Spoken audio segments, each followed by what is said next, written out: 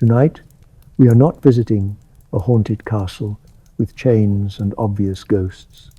We are stepping into something quieter, more patient, more Victorian. A darkness that does not leap at you from a doorway, but tightens gently around your ribs. A darkness that smiles, curtsies, and measures your ruin in 15 minutes. Because in this story, 3 things can happen to you without a single drop of visible blood. First, a corset can squeeze your breath so carefully, so politely, that you will thank the hands that are hurting you, while your ribs shift a little, just enough to remind your body who owns it. Second, your reputation can be buried alive, not with soil and shovels, but with whispers, a carriage ride. A glance held one heartbeat too long, and then you are gone, sent away, erased, as neatly as a name scratched out on paper. Third, your whole life can be decided in rooms you are not allowed to enter, behind doors you cannot listen at, with men speaking softly over brandy, arranging the future the way they arrange silverware, each piece in its proper place. If you find a strange kind of peace in this shadowy kind of history, if you like the way the world goes quiet when the rules close in, then leave a like or subscribe very gently, as if you are laying a warm blanket over the noise. And now, lower the lights. Let the room around you fade. Let your shoulders soften, as if someone has unfastened a tight collar. Let your jaw unclench. Let your hands rest with their own weight. If you can, loosen whatever is tight on your body, even if it is only a thought. We are going to drift back to London sometime around 1850, when the city breathed coal smoke and manners, and when the smallest mistakes could feel like a slow social death. You wake up, not the bright, eager waking of modern mornings, with sunlight and soft mattresses and the friendly hum of machines. This is a narrow iron bed frame beneath you, cold to the touch where your fingers brush the rail, and the mattress is stuffed with horsehair. It gives under you in lumpy patches, as if the bed has opinions about where your bones should lie. The sheets are cotton, clean enough, but not kind. They scrape softly when you move, a small sound, like paper turning. The room is chilly, not a dramatic, romantic chill, just an honest cold that has been sitting here for hours, waiting for you to notice it. The fire that might have warmed you has burned down to embers in the grate. A faint orange glow breathes behind the black bars, pulsing slowly like a tired heart. Every now and then, a little crackle, a tiny sigh of collapsing coal, and the smell of it, that thick, bitter scent that clings to London as if the city has been dipped in smoke and left to dry. You blink, slow and heavy, and the world comes into focus in pieces. A bulky wardrobe looms in the corner, dark wood with a shine dulled by soot. A washstand holds a ceramic basin, white, with a faint hairline crack that catches the ember light. A dressing table sits near the wall with a small mirror, the glass slightly warped, so that your reflection looks like a careful version of you. On the table, a perfume bottle. Not heavy perfume, no, not in this era, not if you want to be respectable. Something citrus, bergamot, perhaps. A sharp, clean note that tries to pretend it. Outside, distant sounds leak in through window frames that never quite fit. Iron-rimmed carriage wheels clatter on cobblestones, a repeating rhythm that feels like teeth chattering. Somewhere a dog barks, then stops, as if reminded of its place. Farther away, a man calls something out, a voice swallowed quickly by fog. And yes, the fog. Even when you cannot see it yet, you can feel it. Dampness presses against the glass. It seeps into the cracks, into the fabric, into the very idea of morning. You look down at yourself and you realize, with a small internal jolt, that you are wearing a nightgown buttoned up to your chin, flannel. Warm in theory, restrictive in practice. The collar touches your throat as if it is checking you. God forbid anyone should see your neck or your wrists while you sleep. Even sleep, in Victorian England, must be proper. On the table beside your bed sits a small bell. It is a modest object, brass perhaps, with a handle that fits neatly into the palm. It looks harmless. And yet, this bell is power, not your power exactly, but the power of the household, the power of the class you belong to, the power of the system that makes your comfort possible and someone else's exhaustion inevitable. You reach for it. Your fingers feel the cold metal. You ring it once. The sound is small, but it carries. It travels down corridors like a command disguised as a polite request. Almost immediately, you hear footsteps on the stairs. Quick, practiced. The kind of steps that have learned how not to waste time. There is a soft knock, and then the door opens just enough for a figure to slip in. Mary, your maid, is already fully dressed, hair neat, apron tied, cheeks slightly pink from the cold. She curtsies, a dip of the body so automatic it is almost like breathing. "Good morning, miss," she says. Her voice is gentle, respectful, and I always feel something strange here, honestly. You know that feeling when someone is kind to you, and it makes the structure around you look less cruel, even though the structure is still cruel. Mary is not the villain. She is a person. She is warm. She is also trapped. The difference is that her trap has fewer cushions. "Shall I draw the curtains?" she asks. And before you can answer, she crosses the room, steps to the window, and grips the heavy velvet drapes. They are thick, the kind of fabric that drinks light. She pulls them back with a low rasping sound, and weak grey daylight pours in, filtered by soot-smeared glass. The window is a tired eye. It lets you see, but only through grime. London morning, it is not a sunrise. It is a pale suggestion that the day has begun, whether you agree or not. Mary turns and looks at you with that professional attentiveness that is, in its own way, an intimate thing. She knows how you like your hair. She knows which dress your mother prefers. She knows when you are nervous, because she has watched your hands tremble under lace. "What would you like to wear today, miss?" she asks, moving to the wardrobe.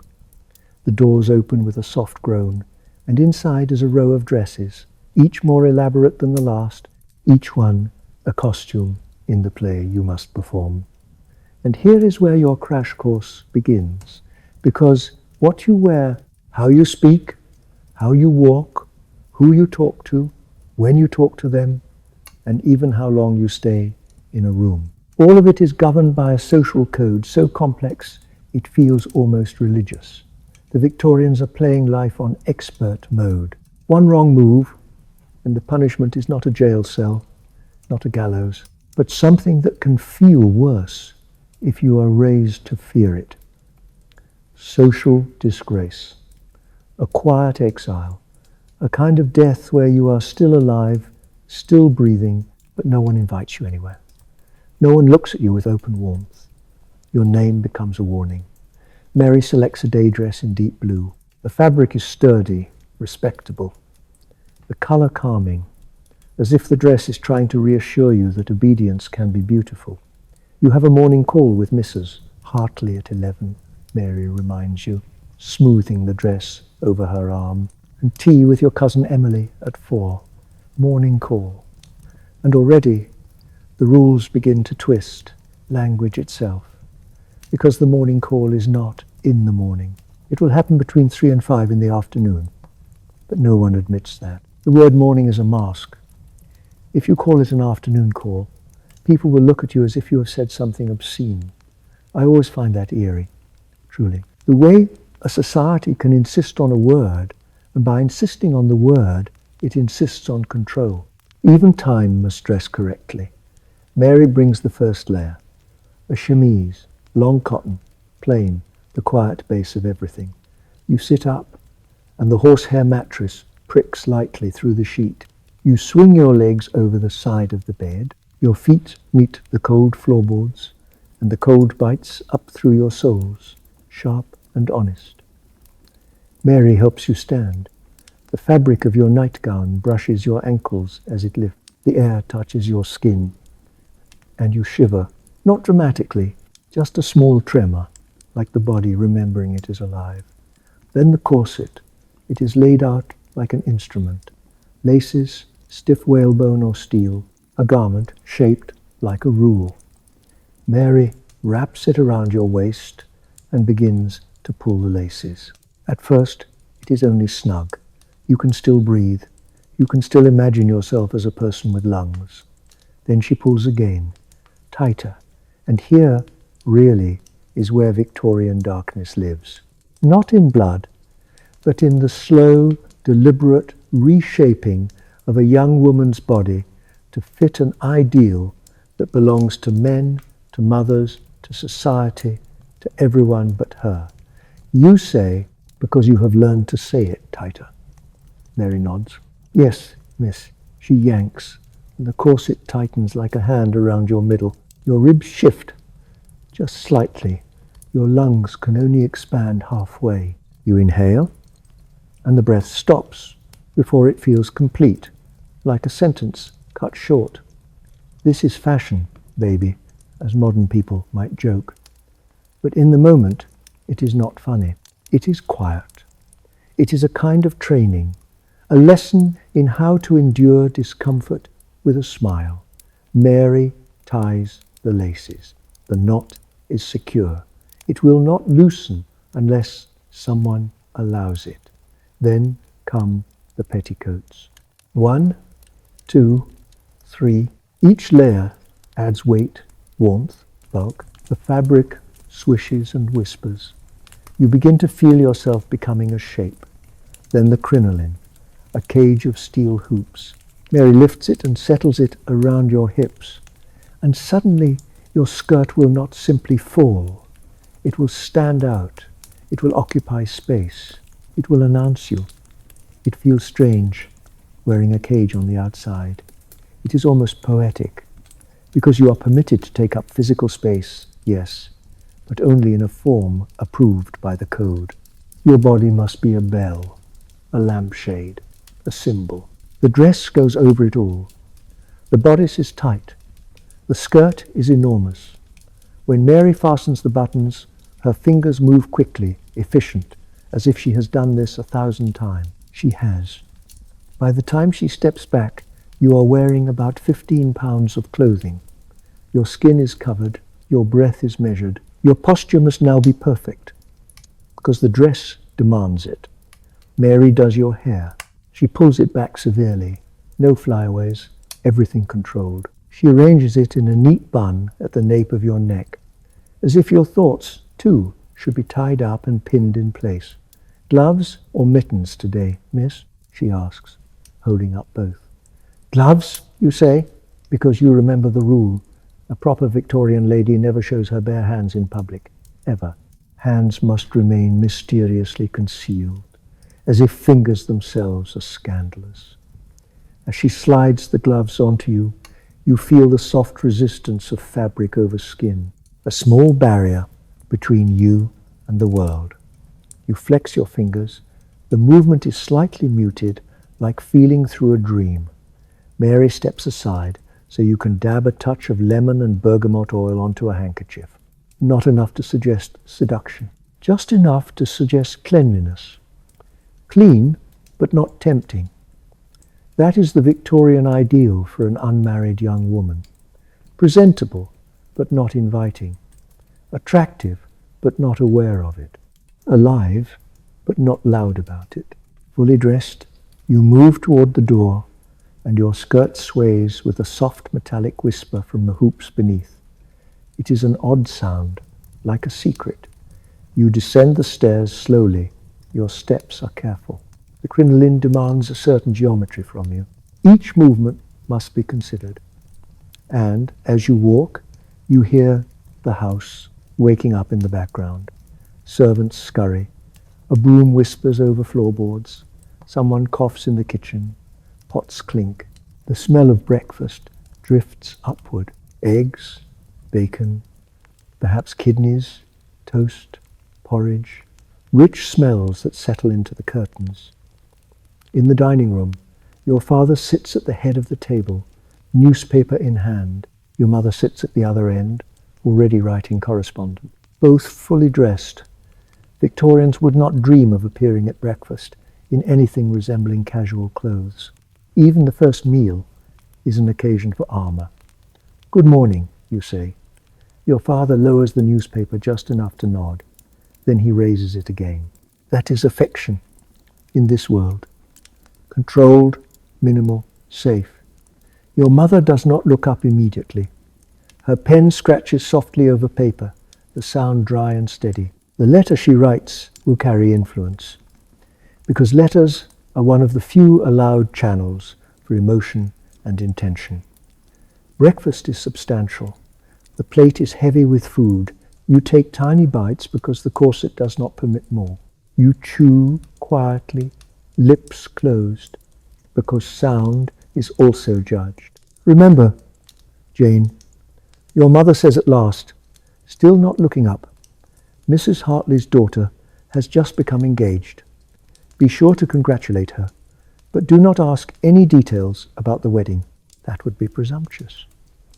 You nod, and you feel the rules settle into you like another layer of fabric. Acknowledge important life events, but never appear too interested in them. Curiosity is vulgar. Enthusiasm is dangerous. And while you sit there, breathing shallowly, eating carefully, hearing the distant city clatter and cough outside, you begin to understand what kind of story this is. It is not about one dramatic villain. It is about a world that has decided what a woman should be, and then built 1,000 small rituals to make her become it.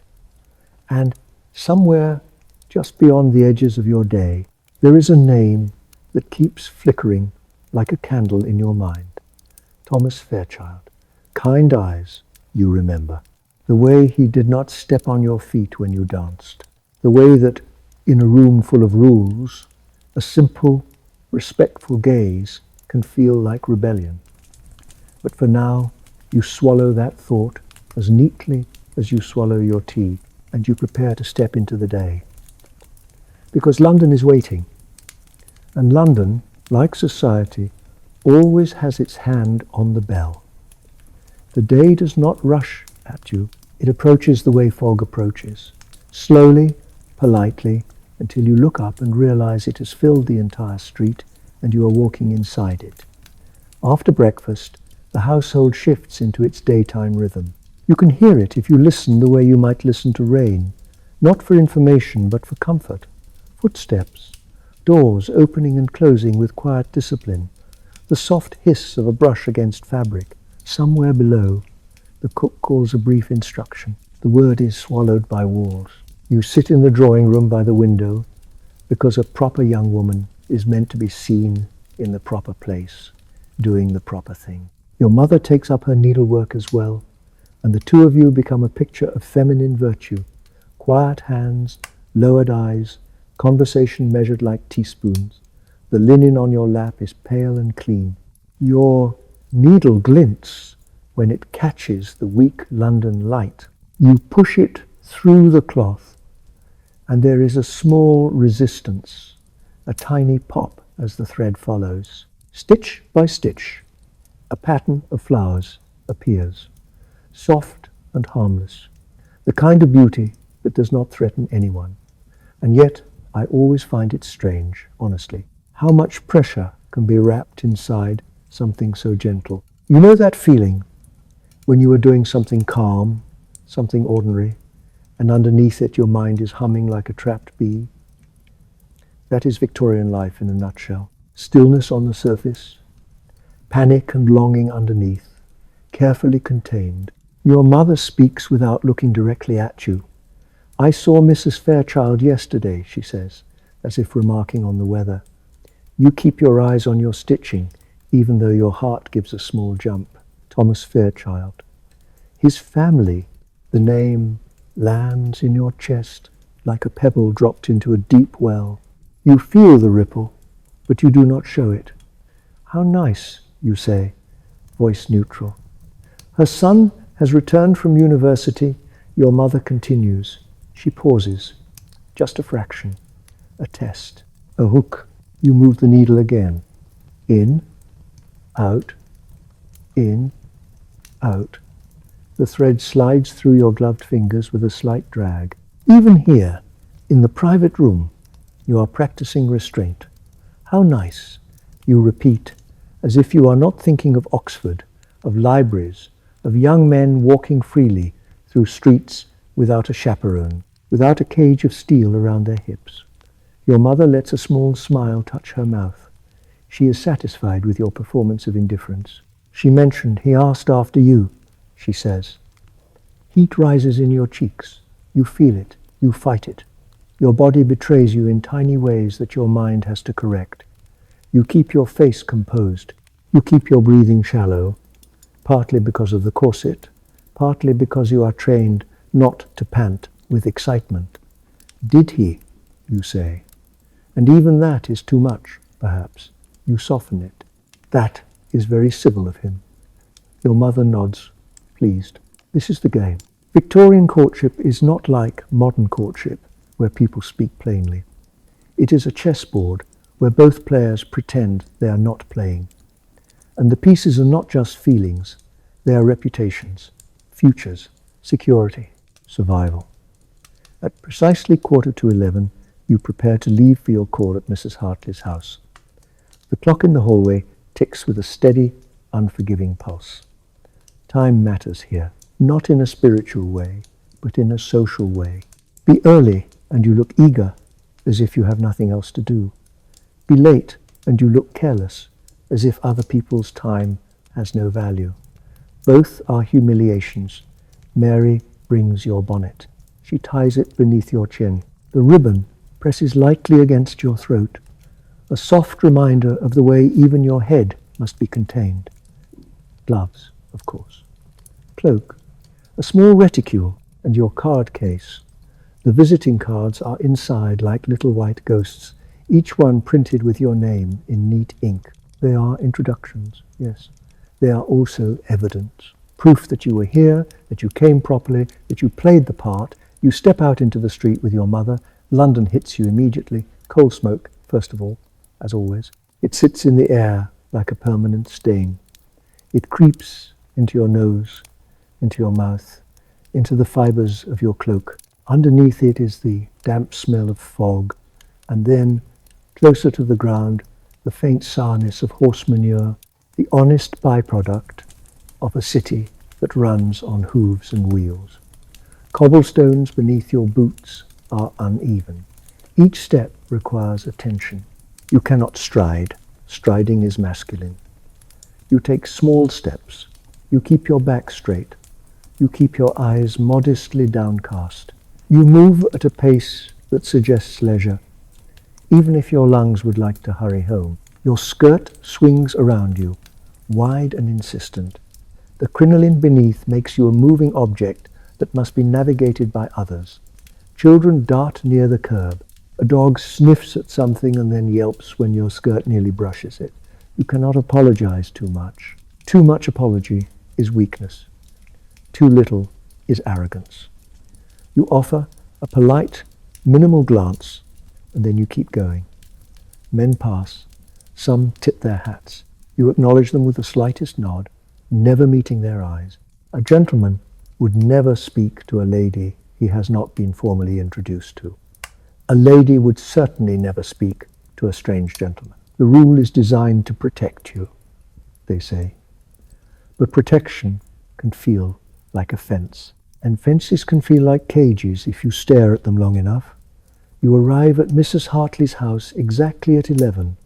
The front door is polished, the brass knocker gleaming. A butler answers, his face composed into a mask of professional neutrality. Your mother hands over visiting cards, one from her, one from you. The butler places them on a small silver tray. The tray catches the grey daylight, and for a moment it looks almost holy, as if the cards are offerings. You are shown into the drawing room. Mrs. Hartley sits there with her daughter, Charlotte, who is newly engaged. Everyone curtsies. No one touches. No one reaches for a hug. Physical contact is rationed like sugar. You sit carefully on a small sofa, and now you must perform the art of sitting in a crinoline. You perch on the edge because the steel hoops resist being compressed. Your posture is upright. Your hands rest lightly in your lap. Your ankles are hidden. Your body is an arranged object. "We were so pleased to hear your happy news," your mother says to Charlotte. Charlotte blushes, eyes lowered. "Thank you," she murmurs. "Mr. Edwards is very kind." And that is all. No details, no love story, no excitement. In Victorian society, you must be engaged, and you must pretend the engagement is not the most important thing in the world. Conversation slides to safe topics like a boat avoiding rocks. The weather described in moderate terms, sermons at church, uplifting but not too long, a musical performance, accomplished but not showy. Strong opinions are for the lower classes. That is the rule. Neutrality is status. You speak when spoken to. You smile lightly. You keep your tone even. Inside, you might be thinking about how strange it is that the most intimate events of a person's life are treated like small, proper announcements, as if the heart itself must curtsy. The clock ticks. At exactly 15 minutes, your mother gives an almost imperceptible nod. You stand. More curtsies, more pleasantries. "It was so lovely to see you, Mrs." Hartley says. "How kind of you to receive us," your mother replies. You all behave as if the visit was natural, effortless, spontaneous. It was not. It was timed, like a ritual. Outside again, the street feels loud after the soft, controlled room. As you walk home, your mother speaks. "That went well. Charlotte looked well," you say, because in Victorian conversation, well is the highest praise. You cannot say radiant. You cannot say joyful. Joy is too loud. Well is safe. Back at home, you have a light luncheon. You change dresses again, because clothing is language here, and you must speak the correct dialect for each hour. The afternoon passes in quiet industry, reading an improving book, nothing too romantic. Romantic novels are considered dangerous for young ladies. They stir emotions. They encourage imagination. Imagination in a rigid society is a threat. It is a doorway.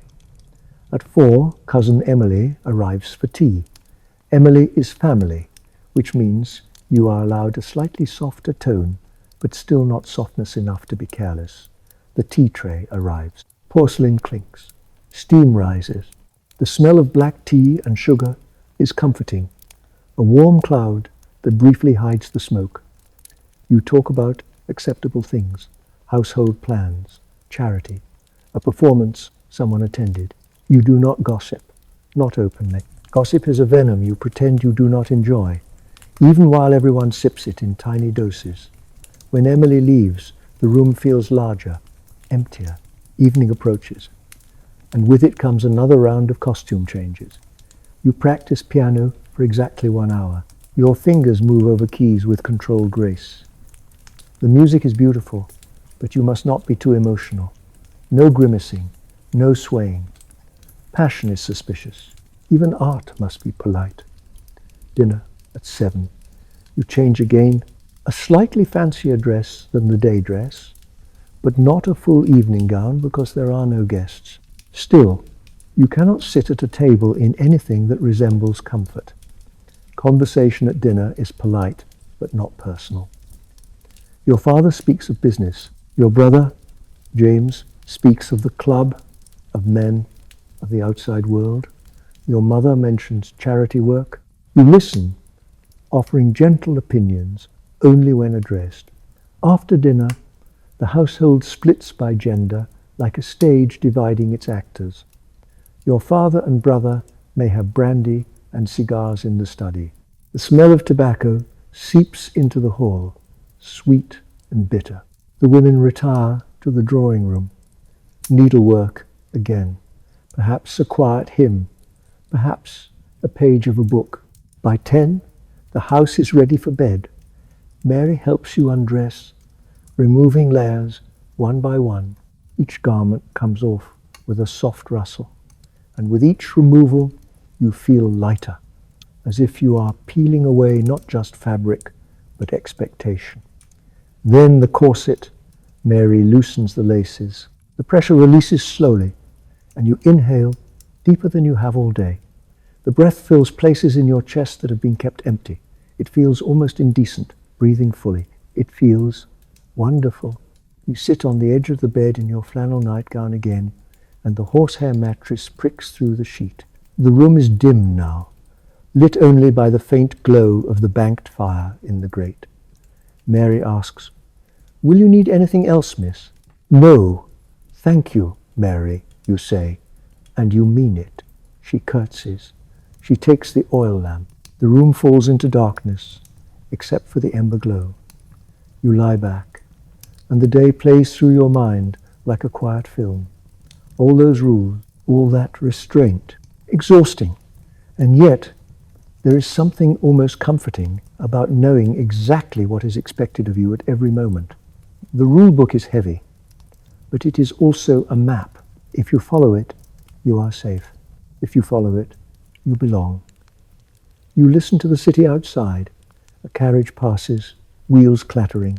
A night watchman calls the hour. Fog presses against the glass like a damp hand, and as you drift towards sleep, you allow one small private thought to rise, like a candle flame in the dark. Thomas Fairchild, kind eyes. In a world where so much is controlled, even the smallest connection can feel enormous. You wonder if you will see him soon, and what complicated dance of social rules you will have to perform if you do, before you let that thought fade. You listen to your own body in the dark. The day has left marks on you, not visible, but felt. A faint ache at your waist, where the corset pressed, like a memory of a hand that was there too long. A tiredness in your calves from taking those small, careful steps, never striding, never hurrying, always pretending leisure. Even your neck feels it, the weight of hair pinned and controlled, the discipline of holding your chin at the proper angle. And the room itself has a texture at night. The wallpaper seems to hold the day's conversations in its pattern. The curtains, heavy and velvet, hang like closed eyelids. The mirror on the dressing table catches the ember glow and turns it into a thin orange line, like a secret being underlined. Somewhere downstairs, a servant closes a door. The sound is soft but final, as if the house is sealing itself. You hear, faintly, the clink of a poker against coal, someone banking the fire for the night. The city beyond your window continues, but quieter now, as if London, too, is trying to behave. You take one deeper breath, and then another, enjoying the private luxury of air filling your chest without permission. For a few moments, you let your mind drift the way the fog drifts, slow and unhurried, toward whatever tomorrow will demand. You wake the next morning with the peculiar sensation that your life is no longer only your own. Not in a dramatic way. No storm, no announcement. Just a small shift, like a floorboard settling beneath your feet, changing the angle of everything by a single quiet degree. Tonight you are attending a formal dinner party at the Fairchild's house. Those Fairchilds. There is something almost cruel about anticipation in a world where you are trained never to show it. You can feel excitement rising like warmth, and then you must press it down, smooth it flat, hide it under lace. The body becomes a secret keeper. The face becomes a locked door. Mary arrives with her curtsy, already composed, already dressed, as if sleep is a luxury she has learned to skip. "Good morning, miss," she says, and places a cup of hot chocolate on your bedside table. The cup is warm. The smell is sweet, cocoa and milk, a faint breath of vanilla. Steam curls up and disappears. You wrap your fingers around the china and sip slowly, letting the heat travel down your throat as if it can reach the tight places inside you and loosen them. Downstairs, breakfast has the familiar stiffness of your household. Your father hides behind his newspaper. Your mother hides behind her calm voice. Even your brother's teasing feels carefully measured, like he is aware that the dining table is not a place for too much truth. You will practice piano for 2 hours, your mother says, eyes on her plate. Mrs. Fairchild mentioned their new pianoforte. It would be rude to decline if you were asked to play. There it is again. The rule disguised as courtesy. Never refuse a request. Never appear eager. Be skilled, but pretend skill is effortless. Be admired, but look mildly surprised you are admired. You sit at the pianoforte later. The keys cool beneath your fingers, ivory smooth and slightly worn where generations have pressed. The room smells faintly of beeswax, polish and coal, smoke and dried flowers. You begin the piece you have chosen. Music that is beautiful without being bold, controlled without being cold. 2 hours pass as if they are stitched together by the metronome inside your bones. When you finish, your fingers ache faintly. You flex them once in private, then fold your hands neatly in your lap when your mother looks up. The day tightens toward evening. Mary runs a bath and adds a few drops of rose oil. The bathroom is chilly, steam lifting from the water like a soft veil. For a few minutes you are only warmth and quiet and your own breath. Then you step out, and the cold floor bites your feet, and Mary wraps you briskly in a towel, as if tenderness might invite chaos. Then the dressing begins. Tonight requires full evening dress. The corset is laced tighter than usual, not as a joke, not as a quirky detail, as a quiet horror that has been made normal. Mary pulls the laces rasping through her fingers. Your waist narrows. Your ribs feel politely negotiated with. You inhale and meet resistance. Like your lungs have bumped into a closed door. You keep your face composed because you have been trained to treat discomfort as invisibility. Your crinoline is wider tonight. Your skirt will be a larger circle. You will occupy more space in the room while having less freedom inside your own body. Your gown is pale blue silk with delicate lace. It catches the light and seems almost alive. The neckline is lower than your day dress, showing collarbones and a hint of shoulder, the maximum amount of skin a respectable unmarried woman can display. Rice powder is pressed onto your face to give you the fashionable pallor. No rouge. Rouge is for actresses. Rouge is for women whose reputations have already been judged. Mary steps back. You look beautiful, miss, she says. You look in the mirror and barely recognize yourself. Poised, controlled, elegant. Your waist impossibly small, your skirt absurdly wide, your eyes steady even if your mind is full of small storms. Your father has arranged a carriage.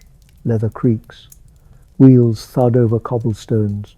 Outside, gas lamps cast hazy halos in the fog, turning the street into a corridor of blurred shapes. The city feels muffled, wrapped in wool. When the carriage stops, a footman opens the door and offers a gloved hand. You place your fingers lightly and step down. The Fairchild townhouse glows from every window. Inside, warmth rushes toward you, scented with wax and perfume and food. Gas lighting makes the entrance hall look slightly unreal, as if the house has been filled with a steady, artificial sun.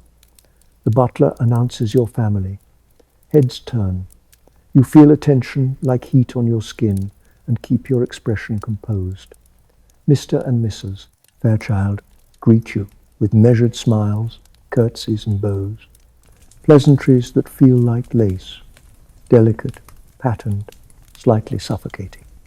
And there he is, Thomas, standing near his mother, taller than you remember, evening clothes, emphasizing broad shoulders. He bows perfectly, the angle of respect. Miss Wilson, he says. His voice is deeper than you recall. How pleasant to see you again. Mr. Fairchild, I trust Oxford agrees with you. A flicker of a smile. It does, he says. Though London has attractions that Oxford cannot claim, in Victorian terms, it is dangerously close to saying he has missed you. The drawing room fills as guests arrive. Everyone stands. Sitting before dinner would suggest eagerness to eat. Eagerness is vulgar. When dinner is announced, the choreography begins. Arms offered according to rank. Bodies paired like pieces in a careful arrangement. You find yourself escorted by a gentleman you have never met, his sleeve stiff beneath your fingers, his cologne clean and faint. The dining room dazzles with crystal and silver and candlelight. The table gleams, place settings bristling with utensils, tiny tools that feel like tests. Seats are messages. You are placed halfway down the table, encouraging but not triumphant. Thomas is on the opposite side, several seats away. Dinner moves through courses like a slow parade. Soup, fish, meat, game, dessert. Servants glide, plates vanish, glasses fill. You take small bites, chewing quietly. Your corset makes even swallowing feel like a careful act. Conversation stays balanced between interesting and inoffensive. Theatre, exhibitions, safe travel, safe weather, safe sermons. Anything personal is fenced away. The gentleman beside you speaks of an exhibition at the Royal Academy. His tone carefully moderate, as if enthusiasm might be mistaken for a confession. You nod at the correct moments. You lift the correct fork. You set it down without a sound. You sip water in tiny measured mouthfuls because swallowing too eagerly suggests hunger, and hunger suggests need. And need is the one thing a lady must never admit to having. Under the table, your feet are trapped in the small cage of your skirt. The steel hoops of the crinoline brush your ankles when you shift. You feel the pressure of your shoes, the way the leather rubs the side of your little toe. The discomfort is small, but it is constant, like a quiet voice repeating the same lesson. Endure. Candlelight trembles as a servant passes, a shadow sliding over your plate. The air smells of roasted meat and wine and hot wax. For a moment you imagine the servant's world, the kitchen heat, the sharp clatter of pots, the steam on skin. Their bodies move freely while yours is built into a statue. Then you pull the thought back, because imagining another life too clearly is its own kind of rebellion. Across the table, Thomas laughs softly at something an older gentleman says. The sound is brief, restrained, but it changes his face. It makes him look younger, less polished, more human. You feel your stomach tighten, not from the corset this time, but from something like hope. And you hate how easily hope can become visible if you are not careful. You keep your eyes on your plate. You let your eyelashes do the hiding for you. You notice Thomas watching you from across the table. When your eyes meet, he looks away quickly, as if eye contact is a flame that must be snuffed before it becomes a rumor. After dessert, the ladies rise and leave the dining room. Silk whispers. Hoops brush chairs. Jewelry chimes softly like distant bells. Back in the drawing room, Mrs. Fairchild's gaze finds you. Will you play for us, Miss Wilson? There it is, the dreaded moment. You cannot refuse. You cannot look pleased. If you wish it, Mrs. Fairchild, you say modestly, though I'm sure there are more accomplished musicians present. Nonsense, she replies. We have all heard of your talent. You move to the piano, gather your enormous skirt, settle onto the small bench with practiced grace that hides how awkward it feels. The room quiets. You place your hands on the keys and begin. Mozart. Your fingers move in controlled patterns, bright and intricate, like lace made audible. You keep your posture perfect. Your face holds a slight composed smile. No swaying, no grimacing, no surrender. When you finish, applause arrives in polite waves. You curtsy, return to your seat. Your hands tremble slightly in your lap No one must notice. The gentlemen return later, smelling of cigars and port. Their laughter is a fraction louder, as if the rules have loosened at the seams. Thomas circulates through the room first, careful not to appear eager. Then he reaches you. "I enjoyed your performance, Miss Wilson," he says softly. "Mozart, was it not?" "Yes, his sonata in C major." "You play with great feeling," he says, then catches himself. "With appropriate restraint, of course." A smile tugs at your mouth. You allow it, briefly. And so begins Victorian flirtation. Impersonal topics with meaning hidden beneath. Books that are not romantic. Music that is not passionate. Art that is not scandalous. All the while, you are doing something else, quietly assessing. Is he intelligent? Is he kind? Would he be safe? Would safe be enough? You notice Mrs. Fairchild watching with a satisfied expression. Mothers build marriages the way builders raise houses, with planning, scaffolding, careful placement of bodies in rooms. Thomas excuses himself to offer congratulations to Miss Hartley. When he walks away, your mother appears at your side as if she has been waiting just beyond sight. "He seems attentive," she murmurs. "Does he?" You say, pretending you have not noticed. "Do not appear too interested, Jane," she warns. Nothing frightens a potential suitor faster than an eager young lady. The evening thins into card games and drifting conversations. No one stays with one person too long. The surface of harmony must be kept polished. At 11, the first guests begin to leave. You follow the proper tide. You make farewells. Thomas bows to you once more. "Until we meet again, Miss Wilson," he says, low enough that it feels private even in a public hall.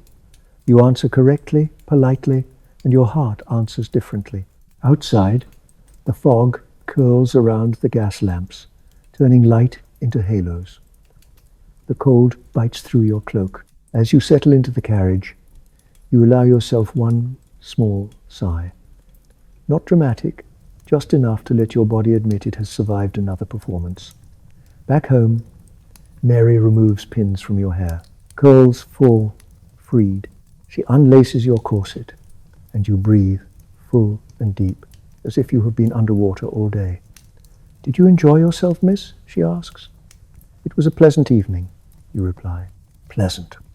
The safest word. When Mary leaves, you sit at your dressing table and look at your reflection. Victorian courtship feels like playing chess while blindfolded. Every move matters, and half the time you do not even know you have moved. And that is the real darkness of it, if I'm being honest with you.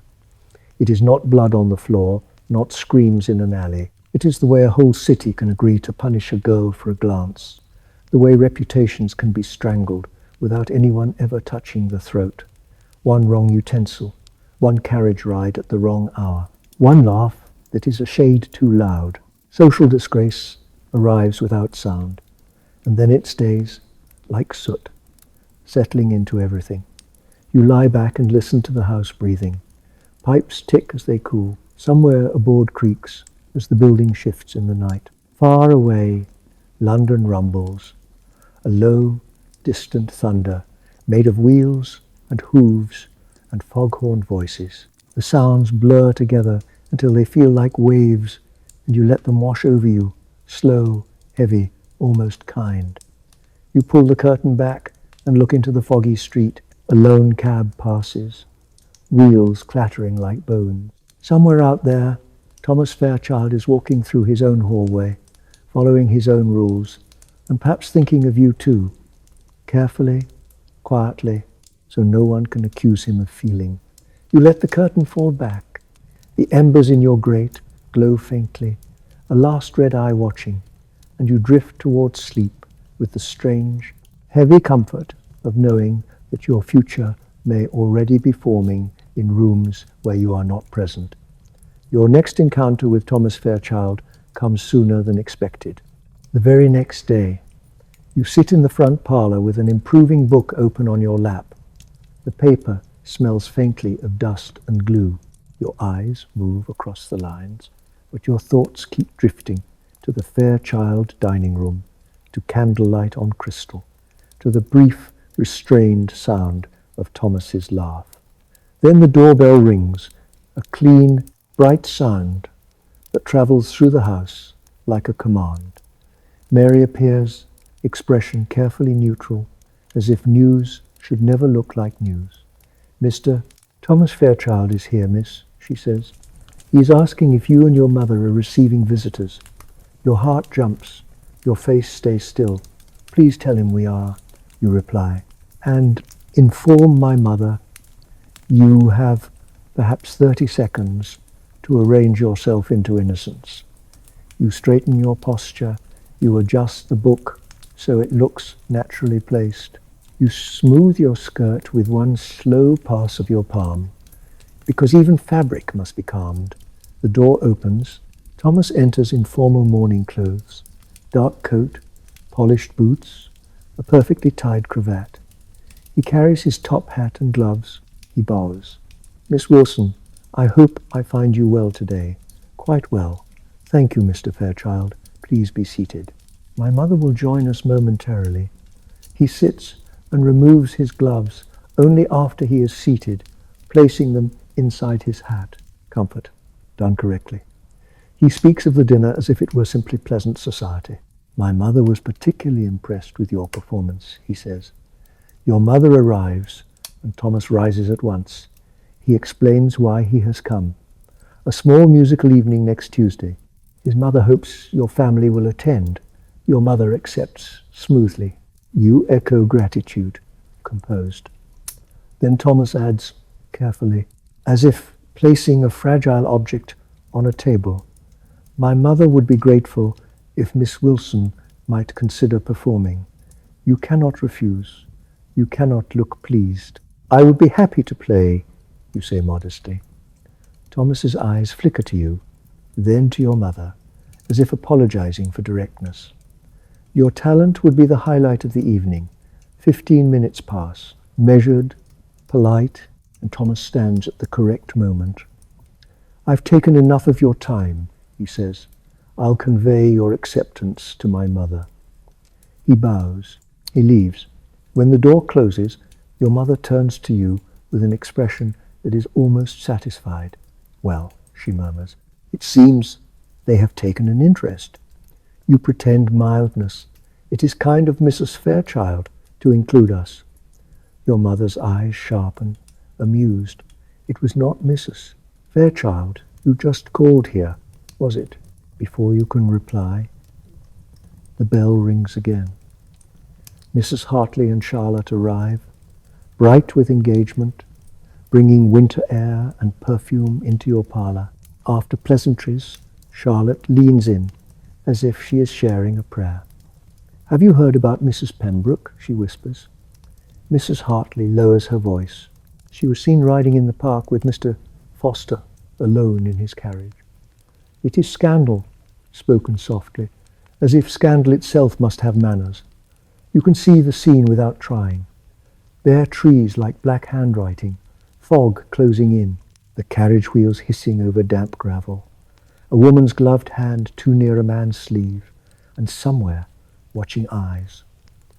In Victorian society, ruin does not always arrive with violence. Sometimes it arrives as a whisper, repeated until it becomes fact. A footman might have been present. Your mother offers automatically. "Completely alone," Mrs. Hartley insists. Charlotte's cheeks are pink with the thrill of danger. You feel the dark certainty settle in your stomach. A man will be forgiven. A woman will be punished. After they leave, the day continues in its relentless rhythm. Small obligations, small conversations, small performances.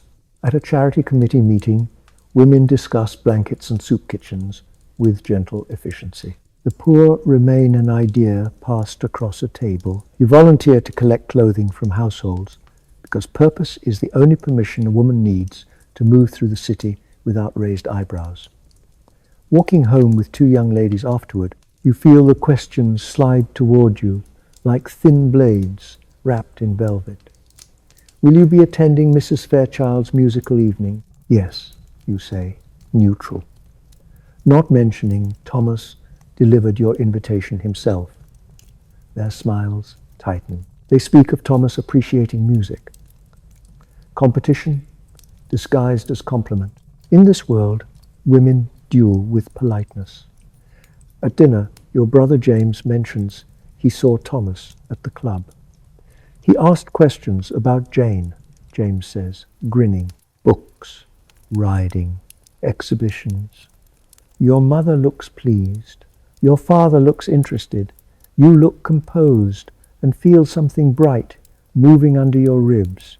Over the next days, your mother arranges a new gown for the musical evening, pale green silk chosen with careful intention. You practice piano until the music begins to feel like a second heartbeat. On the morning of the evening itself, an unexpected package arrives. Mary brings it to your room.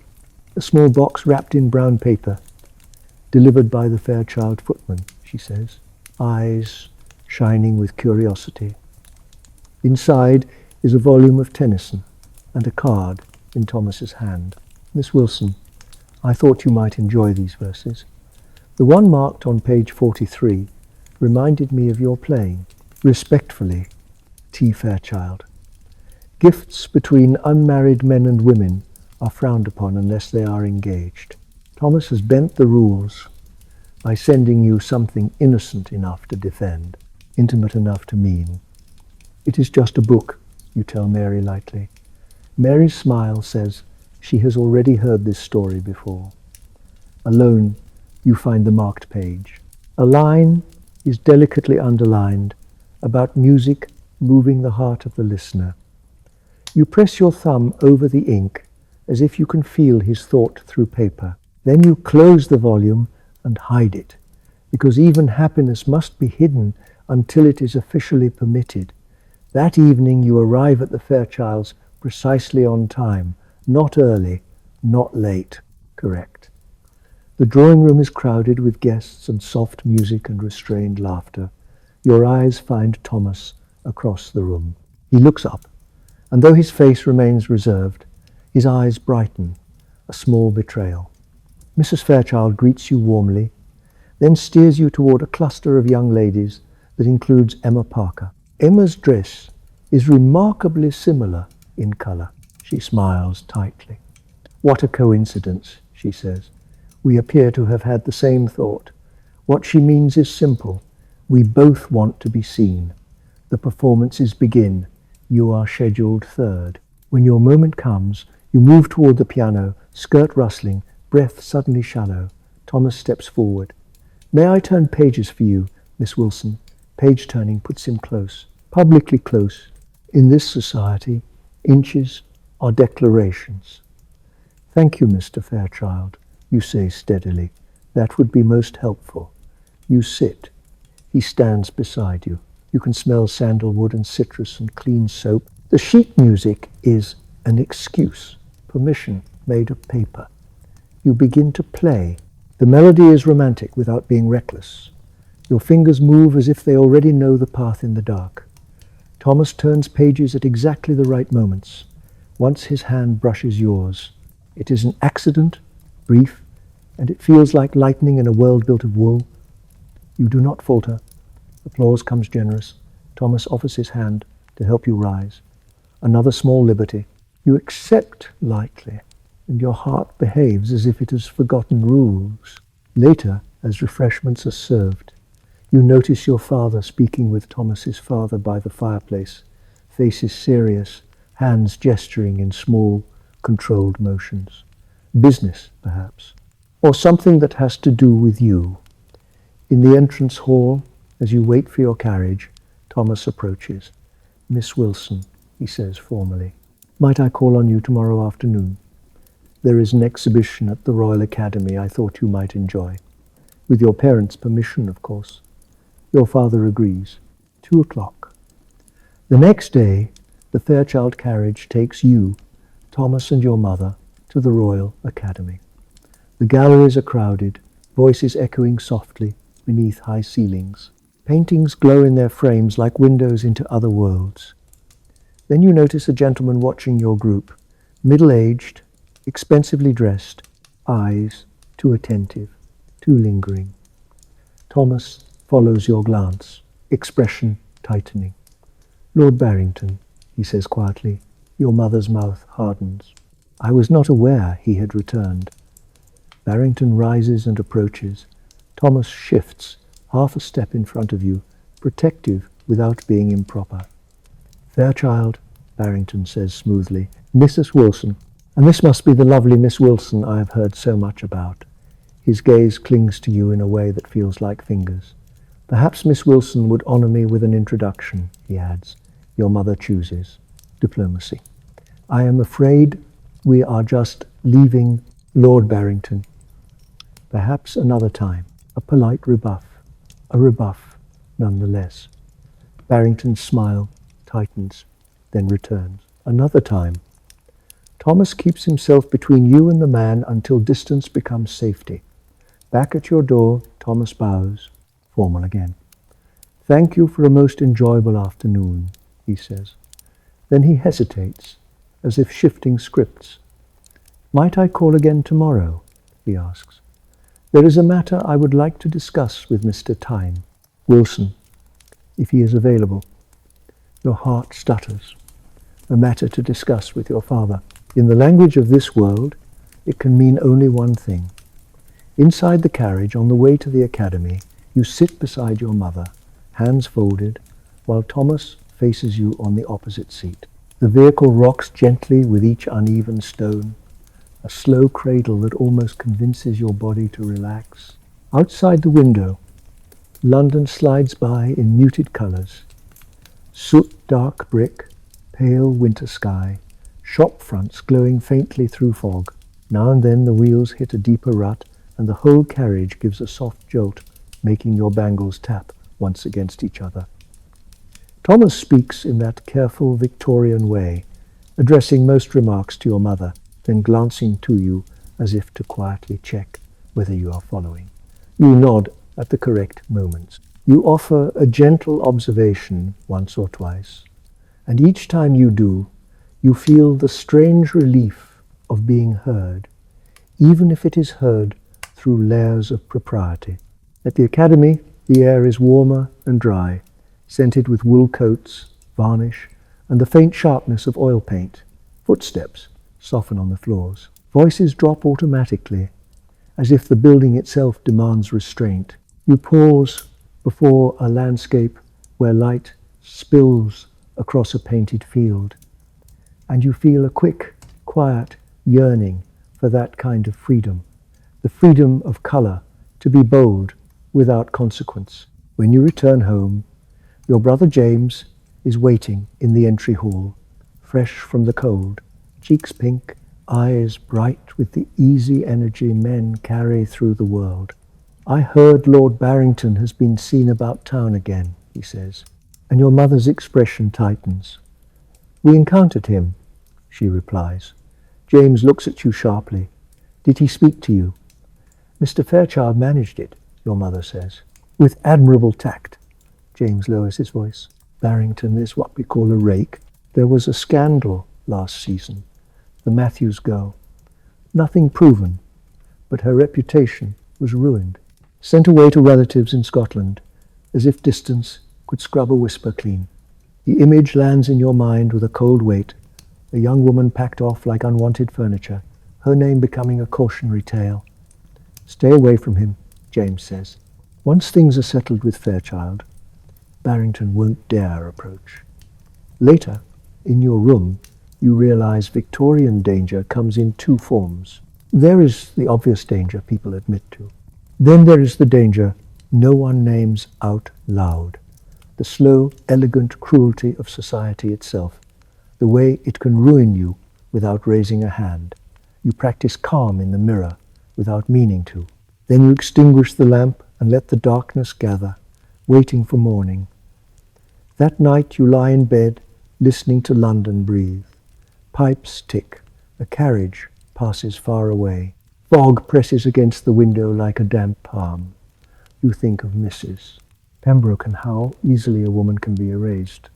You think of Lord Barrington and the way his eyes lingered. You think of Thomas and the careful steadiness of him, and how steadiness can feel like shelter. Your breath becomes the only thing you can control. Inhale, slow. Exhale, slower. Somewhere downstairs a clock ticks with patient certainty, as if it has already decided the shape of tomorrow.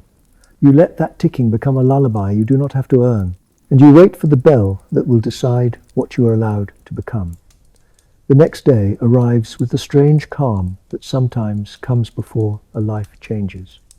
It is bright outside, a rarity for London in winter. The pale sun looks thin, almost fragile, as if it could snap under the weight of the city's soot. You wake earlier than you should, not because you want to, but because your mind will not let you stay still. Anticipation keeps tapping at the inside of your skull like a fingernail against glass. Mary helps you dress with an extra care that feels almost ceremonial. The morning dress is pale blue, chosen because Thomas once mentioned the colour in passing, and you have stored that passing comment like a pressed flower between pages. The fabric is cool against your skin, then warms as it settles. Buttons close, hooks fasten. A collar sits neatly at your throat, a gentle restraint. Your hair is arranged in a style that softens your face while still appearing controlled, because softness must always be supervised, even when it belongs to you, downstairs. The house feels unusually awake. Your father is working from home, an oddity. He sits in his study with papers spread like a small white sea across his desk, the light from the window falling on ink and signatures. He wears his best waistcoat. A fresh flower sits in his buttonhole. Nothing is said, and everything is said. Lunch is tense in the way polite silence can be tense. Knives scrape plates gently. A spoon taps porcelain once and is quickly stilled. Your mother speaks about menus and linens as if domestic details are the only thing holding the world together. Your father reads his newspaper. You push food around your plate, too nervous to eat, your stomach tight in a way your corset cannot explain. At 3:05, you retreat with your mother to the drawing room. Victorian propriety insists you must not wait by the door like a hopeful child. You must appear calm, occupied, as if your future is not about to be negotiated one room away. You pick up your needlework. The needle trembles slightly in your fingers. You breathe and try again, making your hands obey. The clock strikes 3, the doorbell rings. The sound is sharp, then it fades. And in the fading you can hear everything else. The faint hiss of the fire, the soft settling of curtains, a distant vendor's call swallowed by fog, your own breath, trying to pretend it is calm. Even the air seems to hold still, listening. You hear the butler's measured footsteps, the murmur of voices in the hall, the soft intake of air as the house rearranges itself around a visitor. Then you hear something that makes your pulse jump. Thomas is not brought into the drawing room. He is shown to your father's study. Your mother's eyes flick toward you. You both know what that means. He has come to speak as a man to a man, as if your heart is not part of the conversation. Now comes the hardest part, waiting. You sit on the sofa with your needlework in your lap, the linen stretched tight in its hoop. Your fingers move in small, careful motions, and each stitch feels like a prayer you are pretending not to pray. The house is very quiet, too quiet. Even the coal fire seems to burn politely, as if flames have manners. You can hear the faint ticking of the clock, a sound that feels less like time and more like pressure. 10 minutes pass, then 15. Then you begin to suspect time is playing a cruel trick, stretching itself because it knows it can. Your mind keeps inventing images of the study. Your father's face unreadable, Thomas's posture perfect, 2 cups of tea cooling untouched, words like intention and honor and prospect moving through the air like knives wrapped in velvet. You force your eyes back to posture. The linen a small rose pattern, thread pulled through cloth, a tiny act of creation to keep you from breaking into pieces. Your mother tries to read, then gives up and watches the clock openly, because there are moments when even she cannot pretend. Finally, footsteps. The study door opens.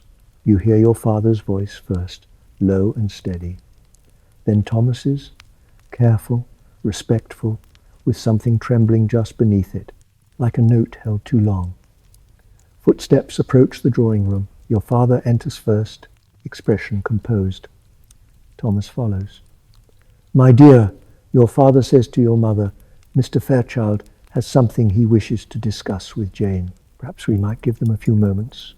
Your mother's eyebrows lift. This is irregular. Unmarried couples are never left alone. Then your father gives a reassuring nod, and your mother stands, smoothing her skirt with one practiced motion. We'll be in the morning room, she says. And the look she gives Thomas is sharp enough to draw blood without any actual violence. Behave honorably or suffer consequences. And then, impossibly, you are alone with him. Not truly alone. The drawing room door remains slightly open. You can sense your parents within earshot like unseen sentries. Still, it is the most privacy you have ever been given in his presence. And the air feels different, charged, as if the room itself knows rules are bending.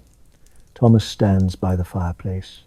He looks uncharacteristically uncertain, the perfect mask slipping at the edges.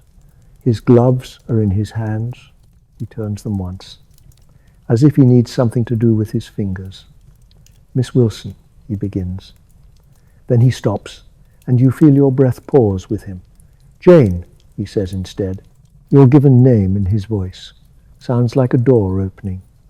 I have spoken with your father, he continues, and received his blessing to address you formally.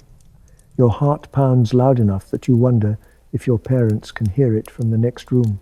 The fire crackles softly. Somewhere outside, a carriage wheel clatters past, distant, indifferent.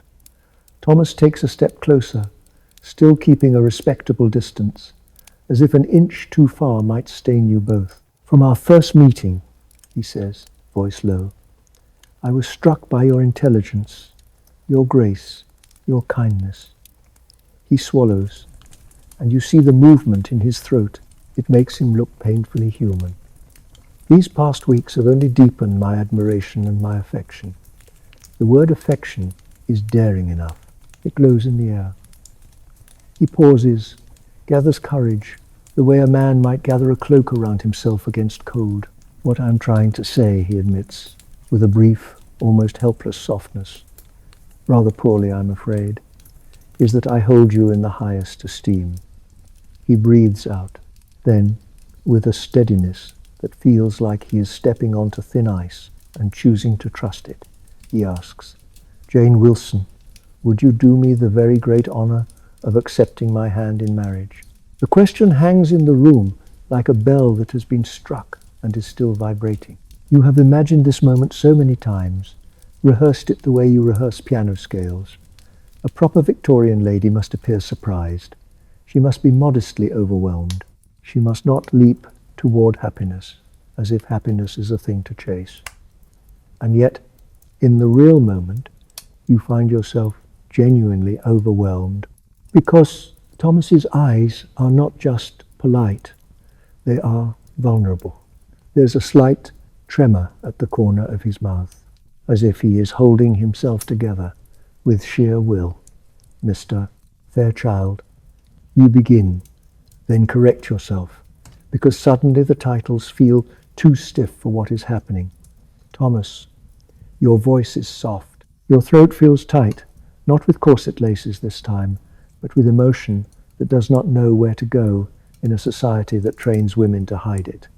I am deeply honored, you say. You pause, because the words must be chosen carefully, like stepping stones in fog. Nothing would make me happier than to accept. For a heartbeat, Thomas is utterly still. Then his face changes. The reserve falls away. Joy floods him so openly that it almost shocks you. He takes your breath because you realize how much he has been holding back, how much feeling has been living under the surface like a river under ice. Jane, he says, and your name sounds different now. Heavier, warmer, almost tender. You have made me the happiest of men. He takes a step forward, then stops himself, remembering propriety even in happiness. The rules cling like cobwebs. He extends his hand. Uncertain, may I? You place your hand in his. His skin is warm. The contact is simple, and yet it feels astonishing.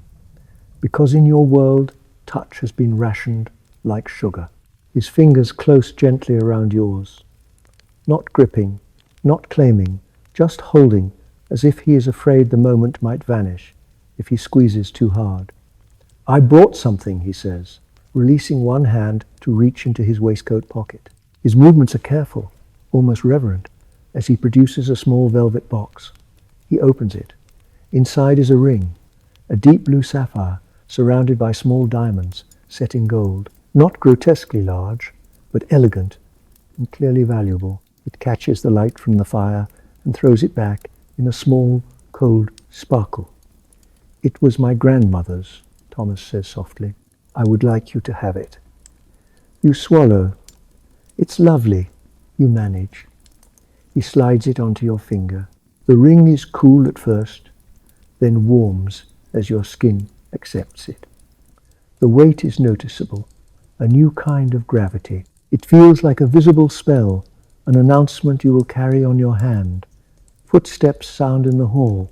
Your parents return, because Victorian privacy is always temporary. Thomas steps back at once, respectable distance restored, though his eyes stay on you as if he cannot help it. Well, your father asks, voice neutral. Miss Wilson has done me the great honor of accepting my proposal, sir, Thomas replies formally. Yet the joy in him still glows through his careful tone. Your mother's face brightens with genuine pleasure. How wonderful, she says, and then, almost laughing, we must have champagne. The butler is summoned. Glasses clink. Bubbles rise. Toasts are made to your health, to your happiness, to your future. Words swirl around you. You smile when you should, nod when you must. Inside, you feel dazed, as if you have stepped from one world into another without moving your feet. Then, as always, practicality arrives. Dates, settlements, contracts. Your father and Thomas speak of solicitors, of papers, of money. It is strange, the way romance is allowed to exist only if it is immediately wrapped in legal language, like a fragile object packed in straw so it does not break. 3 months hence, Thomas suggests, for the wedding date. You hear something in his voice, a faint impatience he tries to hide, and it warms you in a private place. In this world, eagerness is improper, but you can still feel it under the surface, like heat under ash. 3 months seems appropriate. Your mother agrees. Thomas stays for dinner, his first meal as your fiancé. The word feels unreal. The conversation flows with a new softness between families, as if the room has shifted into warmer light. You catch Thomas watching you, wonder in his expression, and you look away modestly because you have not yet learned how to be engaged without hiding. When he leaves, he bows over your hand. His lips touch your knuckles briefly, the lightest pressure, and even that small kiss feels like a rebellion allowed by ritual. Until tomorrow, he murmurs. When the door closes, your mother turns to you and finally allows herself a long, satisfied breath. And you stand there in the quiet, staring at the ring on your finger, realizing something that makes your skin prickle. You have been claimed, yes, but you have also been protected.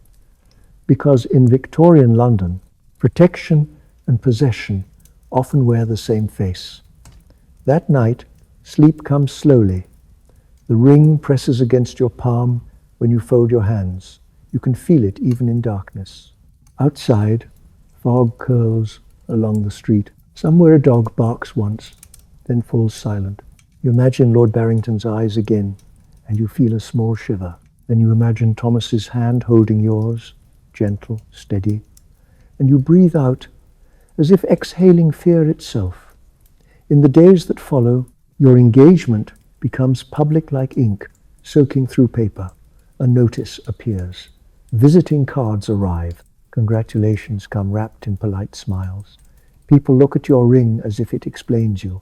How suitable, they say, and you learn how praise can sound like ownership. Rules tighten around you in a new shape. You are still chaperoned, still watched, still expected to be modest in your joy. At night, when the house finally settles, you read the marked poem again and let its quiet warmth rest in your chest. Then the darker awareness returns, because London never truly sleeps. A whisper can ruin a woman. A glance can become a story. Your ring catches candlelight like a small, watchful eye, and you realize society does not stop hunting. It only changes what it hunts for. A thin ribbon of coal smoke slips under the doorframe, and the city's breath seems to join yours, slow and grey, as if it, too, is trying to be quiet. 3 months sounds like plenty of time when spoken aloud over champagne.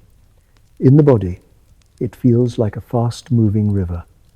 Days begin to stack on top of one another, each one filled with small duties that glitter with importance because everyone insists they do. You wake, dress, receive callers, write notes, practice the piano, sit through consultations about lace and linen, and somewhere in the middle of it all, you remember to breathe. Thomas calls regularly, never too often, never too rarely, always at the correct hour. When he arrives, the house rearranges itself around him. The butler takes his hat. Mary smooths your skirt. Your mother adjusts a vase of flowers as if the flowers might offend if they are not perfect. You sit with your hands folded, careful not to fidget, careful not to stare at Thomas the way you want to stare at him. It is an odd kind of intimacy, this supervised courtship.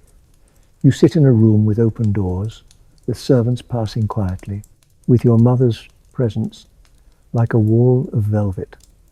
You speak of safe subjects, exhibitions, sermons, books that improve the mind without stirring the blood.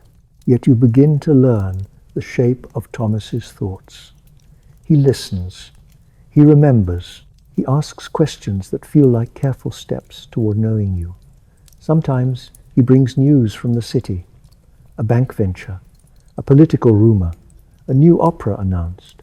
He keeps his voice gentle, as if he knows that too much energy is considered improper in a drawing room. And sometimes, when your mother glances down at her embroidery, you feel Thomas's gaze settle on you for a heartbeat longer than necessary. In that single heartbeat you feel seen, not as Miss Wilson, not as a future Mrs. Fairchild, but as a person with breath and warmth and nervous hope. Let us begin. This is the only form of privacy Victorian society allows.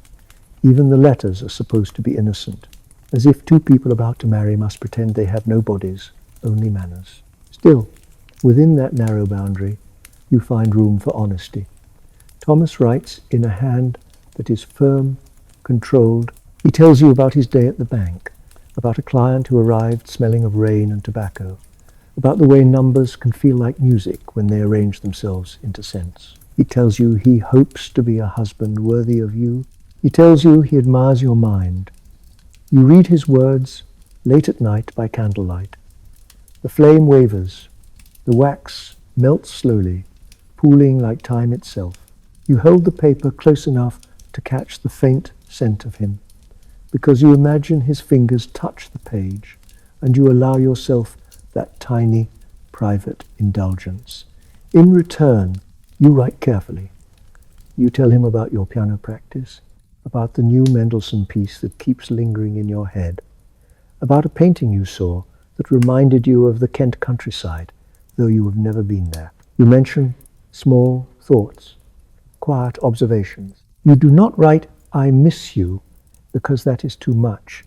You write, "I look forward to seeing you on Thursday." And you let those words carry the weight. The trousseau grows quietly, day by day, linen after linen. Gloves, nightgowns, handkerchiefs with initials stitched so neatly they look like they have always existed.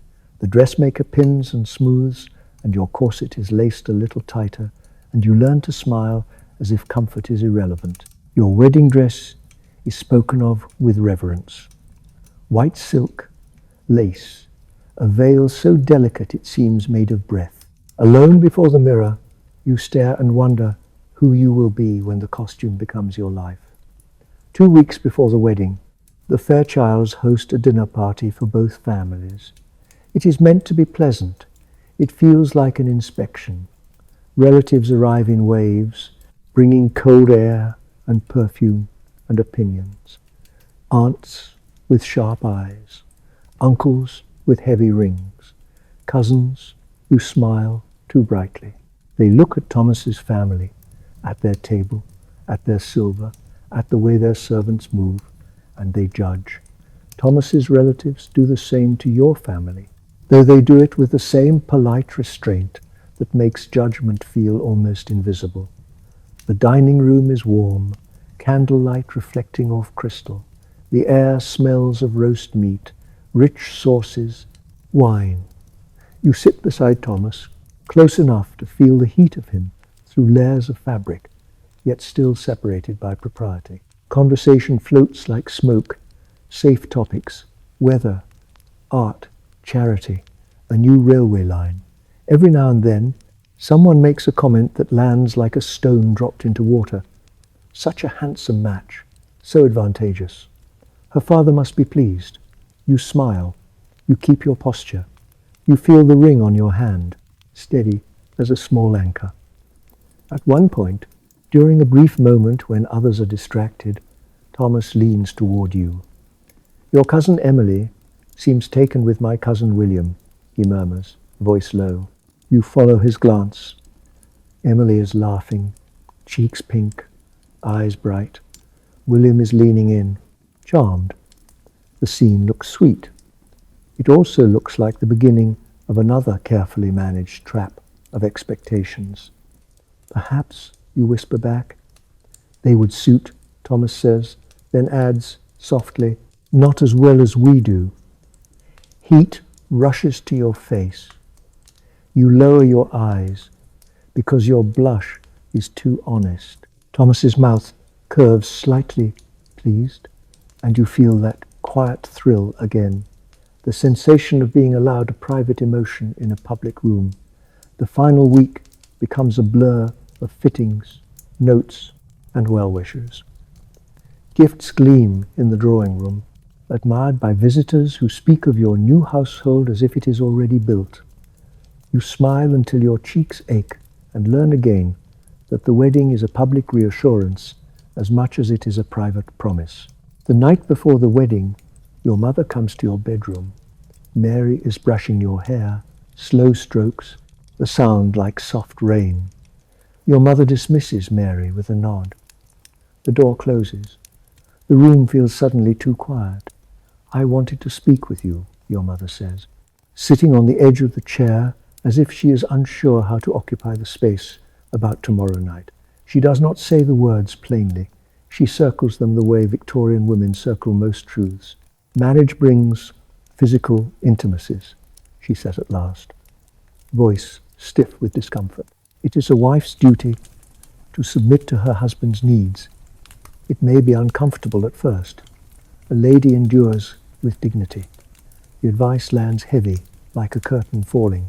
Not because you are shocked, exactly, but because you feel the cold practicality beneath it. Your mother continues, almost relieved to move to safer ground.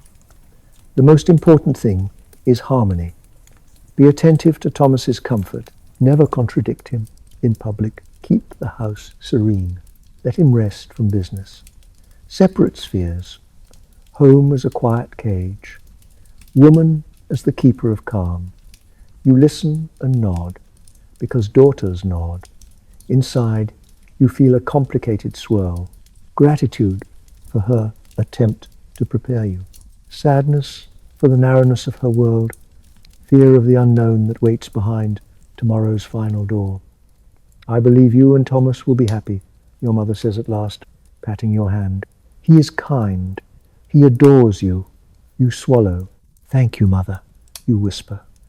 That night you sleep little. The house creaks. A wind scrapes at the window. The ring presses into your palm when you fold your hands. You imagine tomorrow's church, the rustle of fabric, the weight of eyes, the sound of vows spoken as if they are spells. Morning arrives clear and bright. The sky is pale blue, washed clean. It feels almost suspicious, as if the world is trying too hard to appear pure. Mary helps you dress. First the finest undergarments from your trousseau. Then the white gown, the bodice fitted, the skirt full, the lace delicate against your skin. The veil is arranged over your hair. You catch your reflection in the trousseau, mirror, and barely recognize yourself. You look like a symbol more than a person. You look beautiful, miss, Mary says, voice thick, begging your pardon. But you do. You reach out and squeeze her hand briefly, because this is a private moment, and you can break one rule. Thank you, Mary, you say. The carriage ride to Street George's passes in a blur. Your father sits beside you, his arm offered, his presence solid.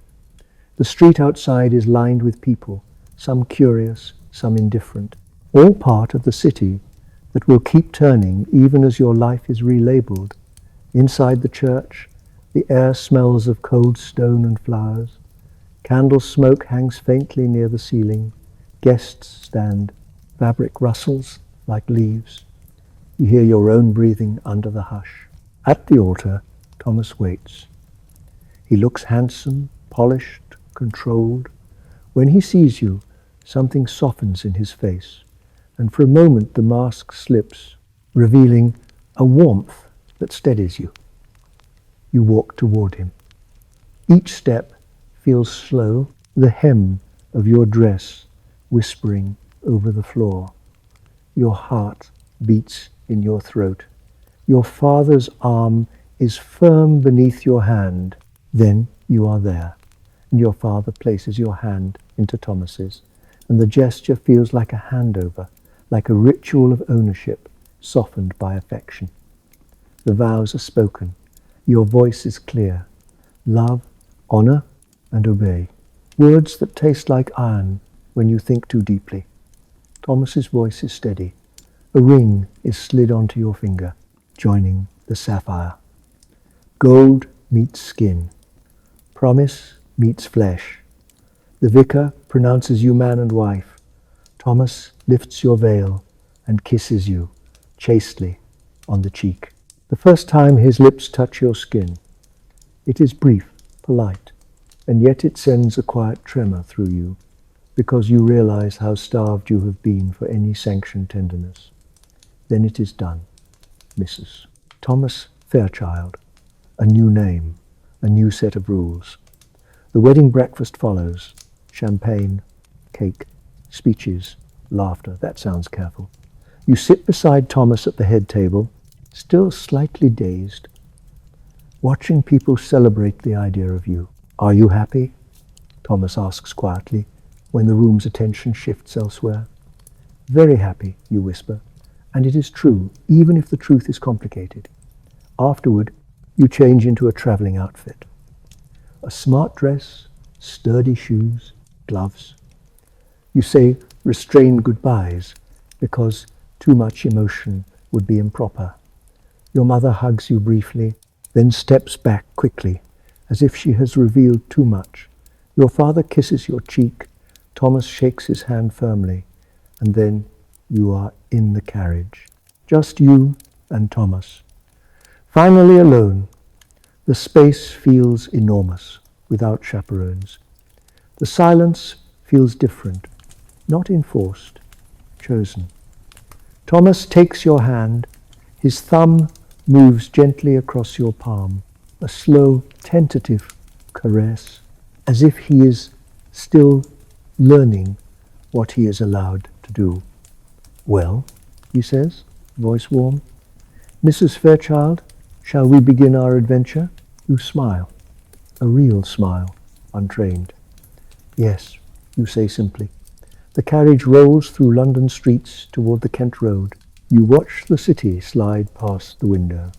Gas lamps, damp stone, fog curling low. The familiar world of rules and watchful eyes recedes behind you, and you feel a strange lightness, as if you have been holding your breath for years and are only now allowed to exhale. As you reach the countryside, dusk begins to gather. Fields stretch out under a wide sky. Hedges cast long shadows. The air smells cleaner, sweet with earth and winter grass.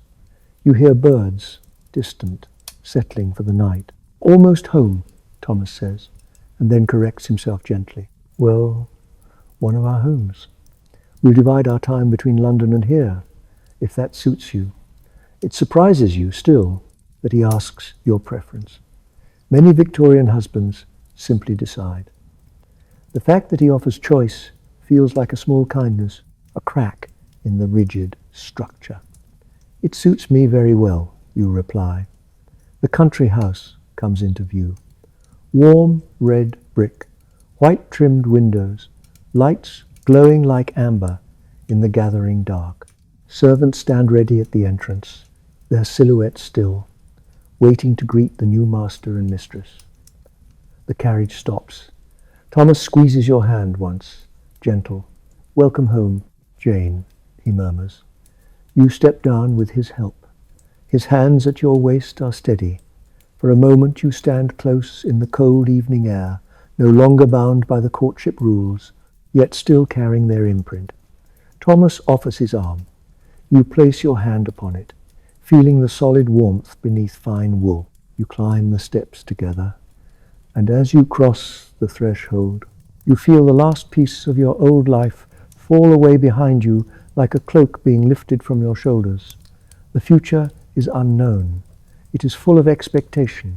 It is also, quietly, full of possibility. A night insect ticks somewhere in the hedgerow, steady as a metronome, and the sound threads through the quiet like a stitch, small and patient, reminding you that even darkness can keep time gently. And in the hush of the countryside, beneath the first appearing stars, you let that possibility settle in your chest like a slow, comforting breath. The first night in the country house is quiet in a way that almost feels staged. Not the false quiet of a London drawing room where silence is a rule, a performance. This is a living quiet, full of small sounds that are allowed to exist without apology. When the front door closes behind you, the outside cold stays outside. Warmth gathers around the lamps and the firelight. The air smells faintly of beeswax and wood polish, and beneath that, something earthy, like damp soil carried in on boots and then forgotten. A maid takes your cloak. A footman relieves Thomas of his hat. The servants move like shadows trained to be useful and unseen, their eyes lowered, their voices soft, their presence almost ghost-like. You are introduced to them, formally, properly, names, roles, a housekeeper with a face carved by years of judgment and careful pride, a cook who glances at you once and then fixes her gaze on the floor as if staring too long might be a sin, a young scullery maid whose cheeks are chapped red from cold water and harsh soap. They curtsy and bow, each movement precise, each gesture rehearsed, because a household is a small kingdom and you have just been crowned into it. I always find it strange, honestly, how quickly a woman becomes a symbol in a place like this. One day you are a daughter with a bedroom full of familiar creaks. The next day you are mistress, and every set of eyes is trained on you to see what kind of ruler you will be. Thomas leads you through rooms that smell of fresh linen and new beginnings. A sitting room with heavy curtains and books arranged neatly, spines facing out like polite faces in a crowd. A dining room with a long table that suddenly looks too large for just the two of you, the empty chairs like silent witnesses. A corridor where the boards groan softly underfoot, as if the house is clearing its throat. Upstairs, your rooms wait. A suite, they call it, as if naming it something elegant can soften the truth that it is both sanctuary and stage. A bedroom with a great bed framed in dark wood, the kind that looks less like furniture and more like an altar built for duty. A dressing room where your trunks have already been carried and placed, like your old life, neatly stacked and labelled. A small adjoining room for a maid, because even now, even married, a woman is rarely truly alone. Someone is always nearby, listening for a bell. Thomas pauses at the doorway of the bedroom, as if the threshold itself has weight. His hand tightens around yours, then loosens. He clears his throat, and the sound is gentle, almost shy. "Are you comfortable?" he asks. It is such a simple question, and yet it lands with surprising force. Comfort has never been the point of any of this. Not of corsets, not of calls, not of courtship. Comfort is something servants seek in scraps of time, not something ladies are asked about. Yes, you say, and you mean it as much as you can. The room is warm, the sheets are clean, the air is calmer than London's coal-thick breath. A maid appears quietly, eyes down. She lights a lamp, adjusts a curtain, then waits with hands folded, ready to serve. Thomas's gaze flickers to her, then back to you. The old rules still cling, even here.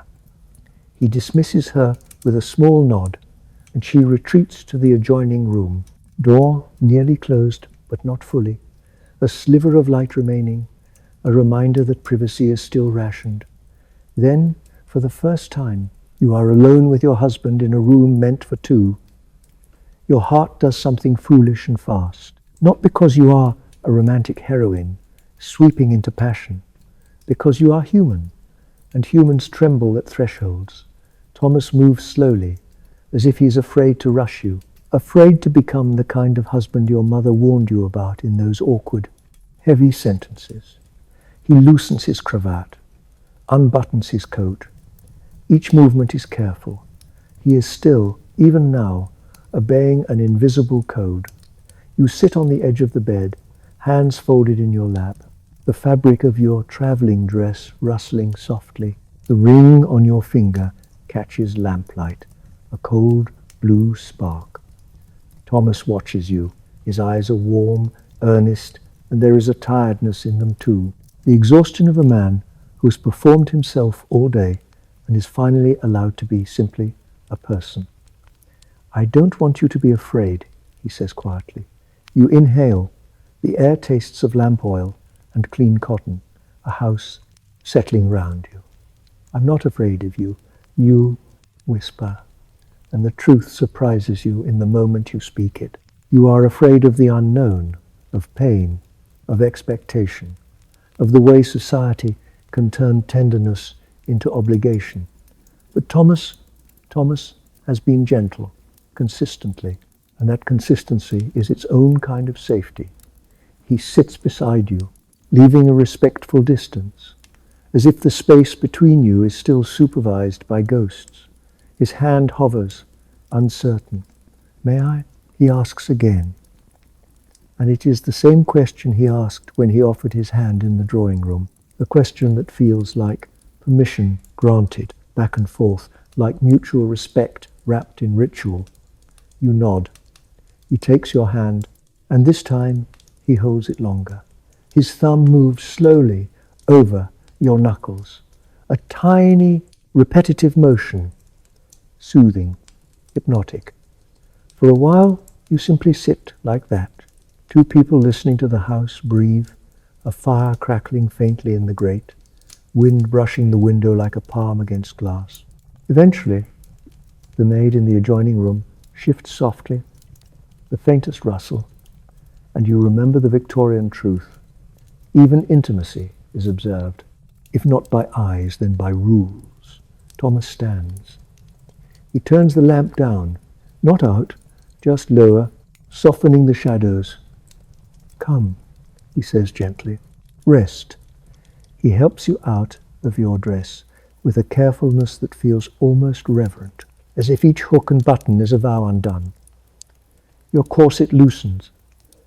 You feel your ribs expand fully for the first time in what feels like ages. The relief is so physical, it nearly makes you dizzy. You slip into a nightgown from your trousseau, pale and soft. Thomas changes too, movements quiet. Then you lie beneath the covers, the mattress firm, the sheets cool at first and then warming to your skin. Thomas lies beside you, close but not pressing. His presence is a steady heat. Your thoughts drift, trying to settle. Your mind keeps catching on London, on fog, on gas lamps, on Lord Barrington's eyes like damp fingers. Thomas seems to sense the direction of your mind.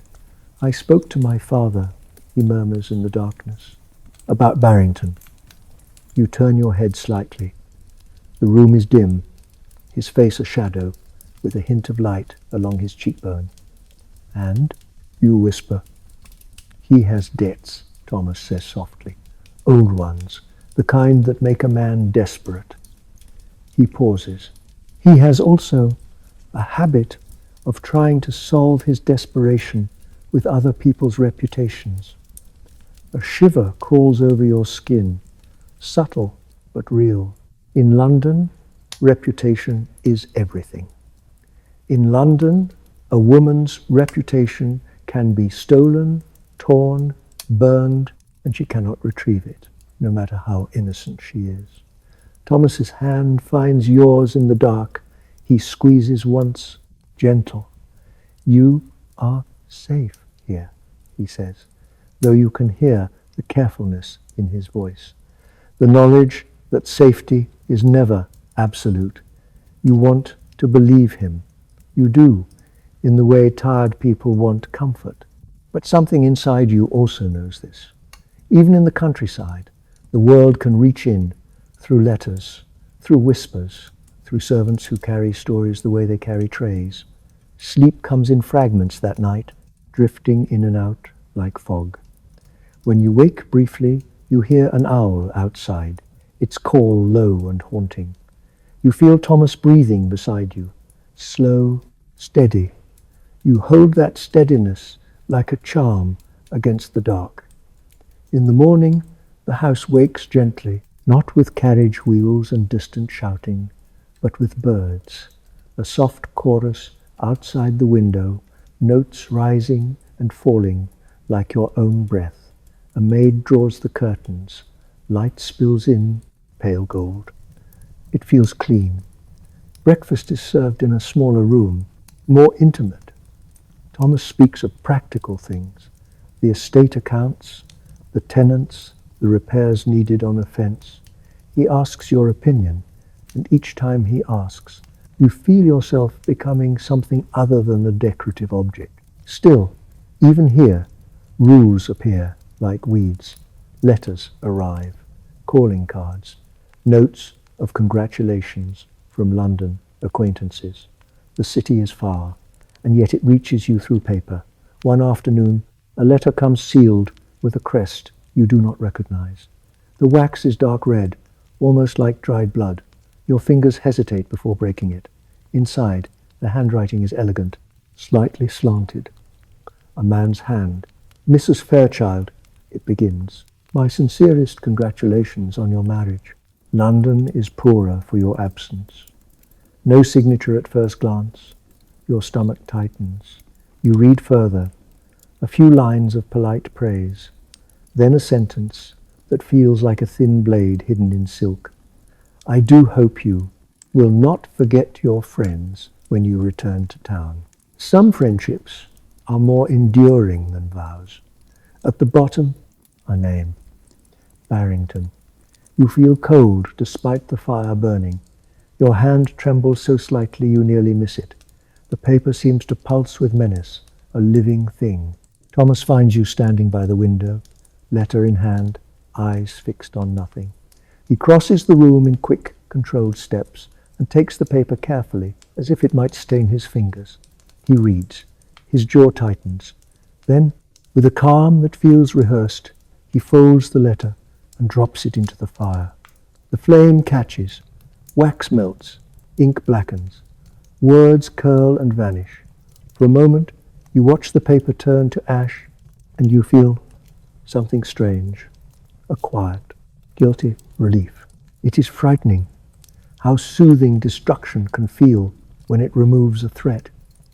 Thomas takes your hands. His voice is low. He will not touch you, he says. Not while I live.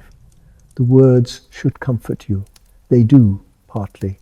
They also carry a shadow, because you realize with a slow sinking awareness, men like Barrington do not need to touch you to ruin you. They only need to talk. Days pass. You settle into the rhythms of the estate.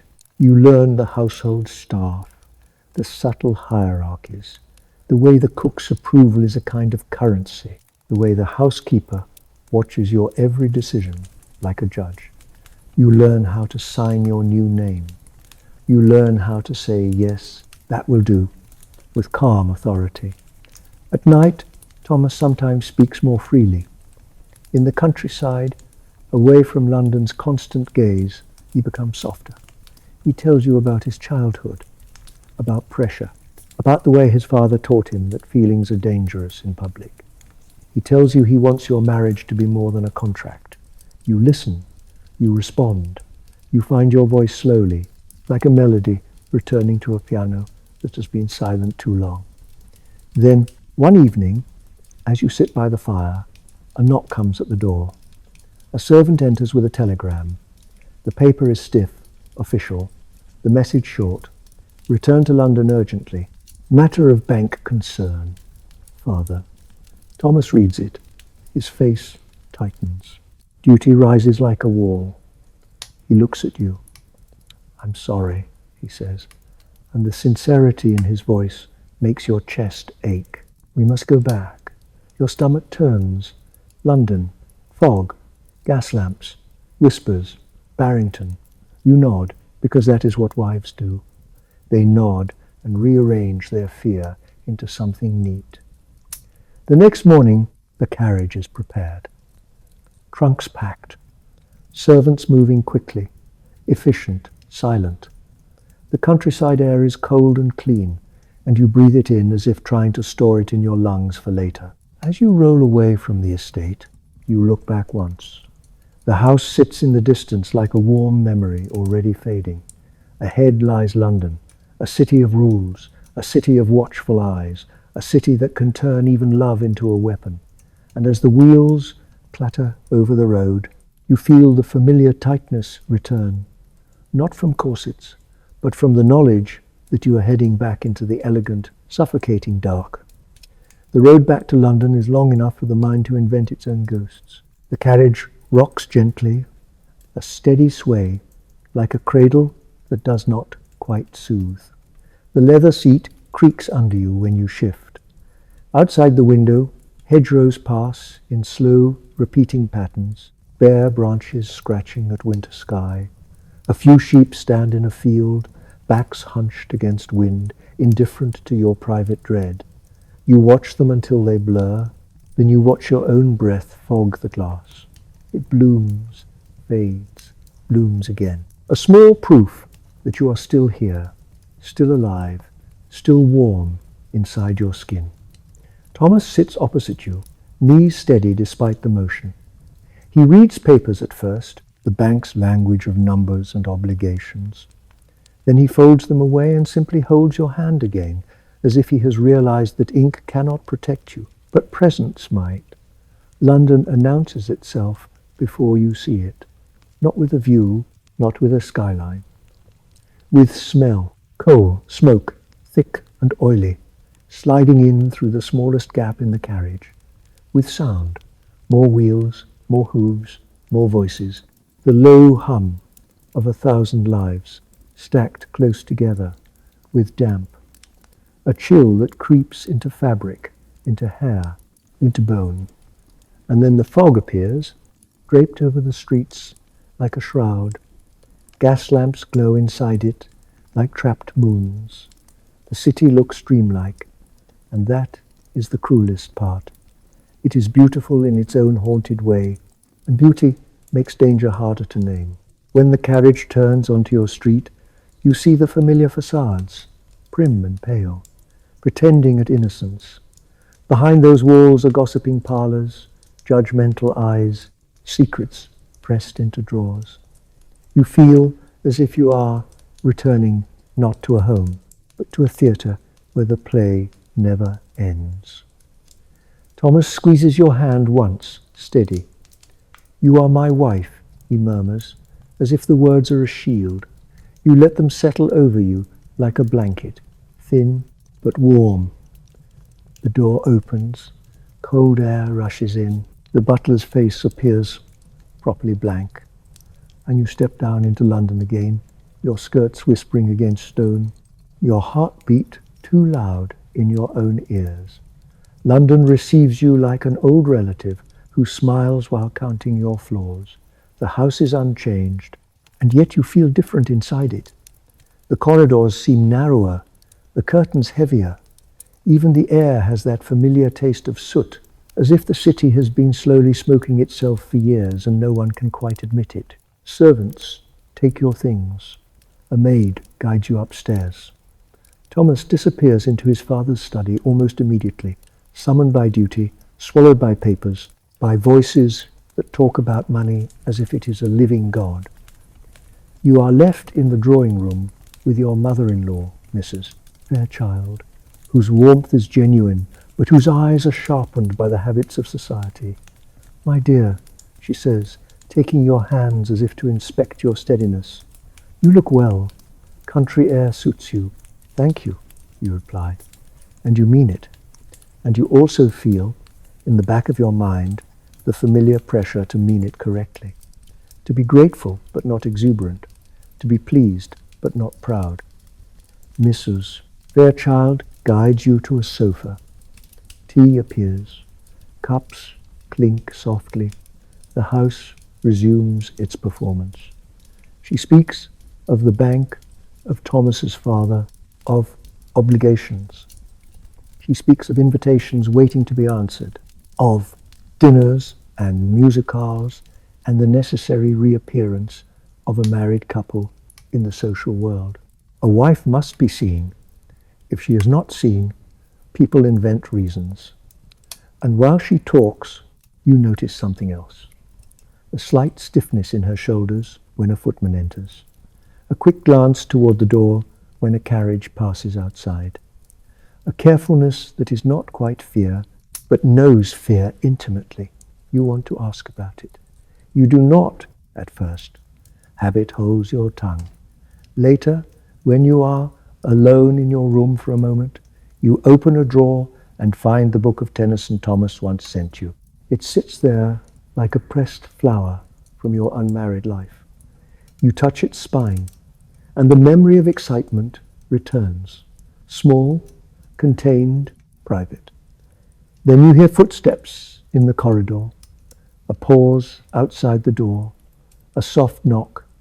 Your maid enters with a card on a silver tray, a visiting card, thick paper, black ink, a name, Lord Barrington. Your breath catches. It is ridiculous how a small rectangle of paper can make your whole body tighten. "He called?" you ask, and the words come out too quickly.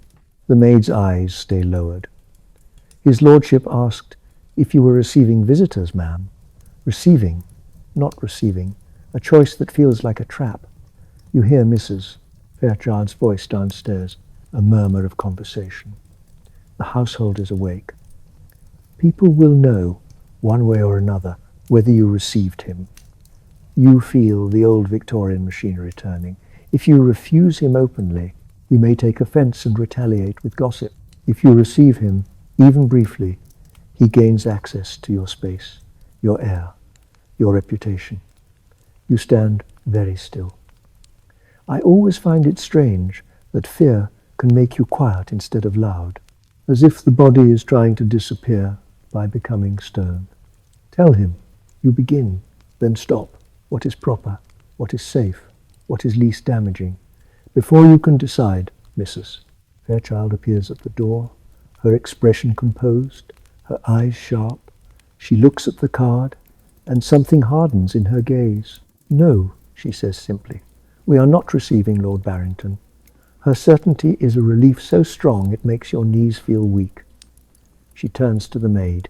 Return his card. Say Mrs. Fairchild regrets she cannot see him. The maid curtsies and leaves. Mrs. Fairchild closes the door gently. Then she turns back to you, and, for the first time since your engagement, her voice drops into something almost honest. That man, she says quietly, is a disease in the fine coat. You swallow. Why does he keep trying? You whisper. Mrs. Fairchild's mouth tightens. Because he believes women are doors, she says. Doors to money, to influence, to pleasure, to distraction from his own failures. And because he has been allowed to believe it. She sits beside you, smoothing her skirt with steady hands. There was a girl, she continues, and her eyes fix on something far away.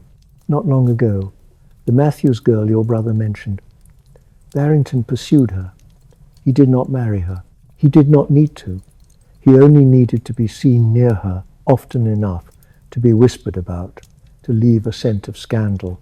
Your throat feels dry. What happened to her? You ask, though you already know the shape of the answer. She vanished, Mrs. Fairchild says. Sent away. Her family pretended she never existed. That is how society cleans its hands.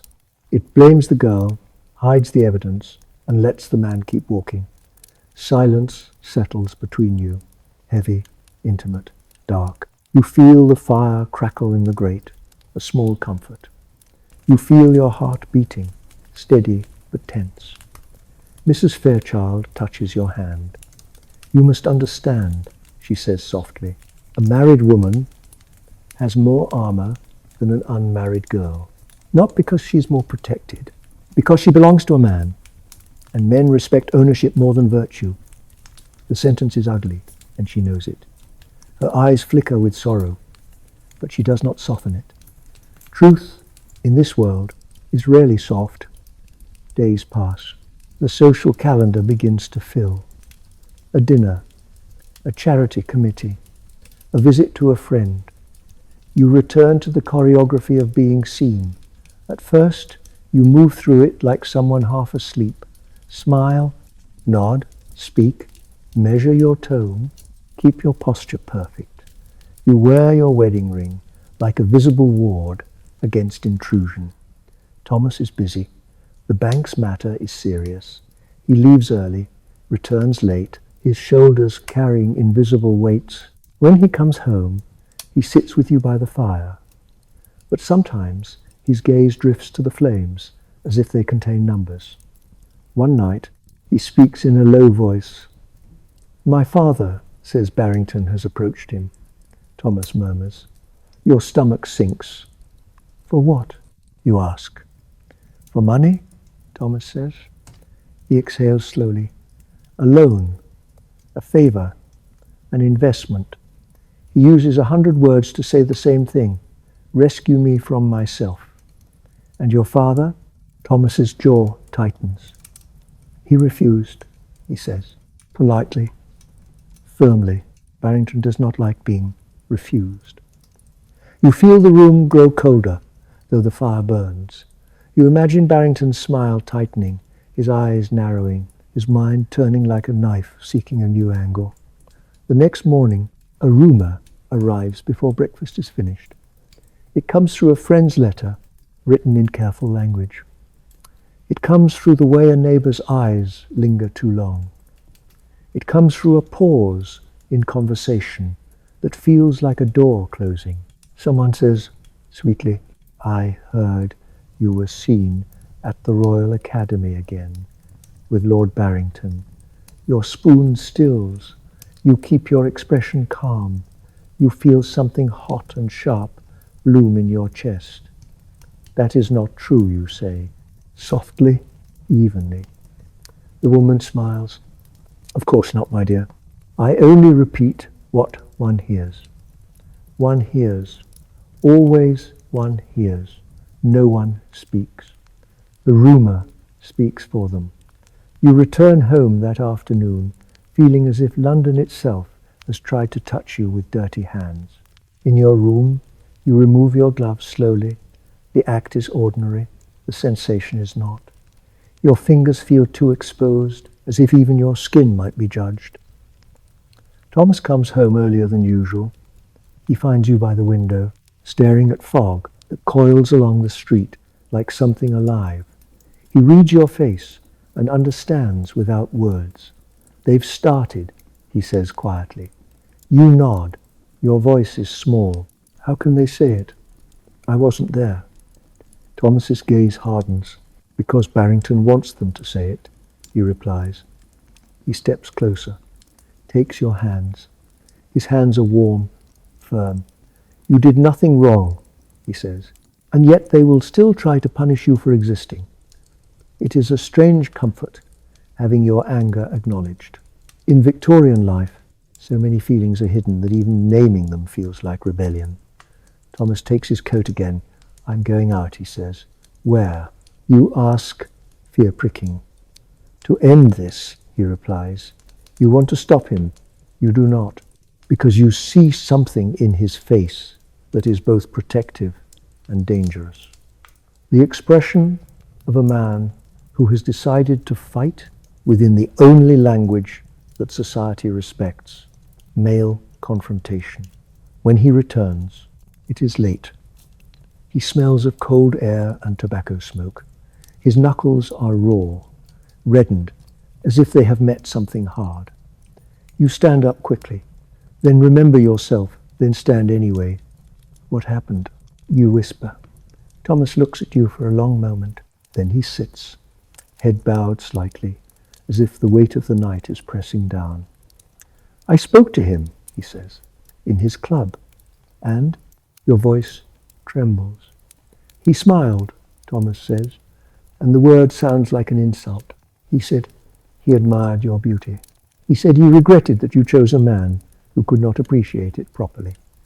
Your stomach twists. Thomas's hands clench, then loosen.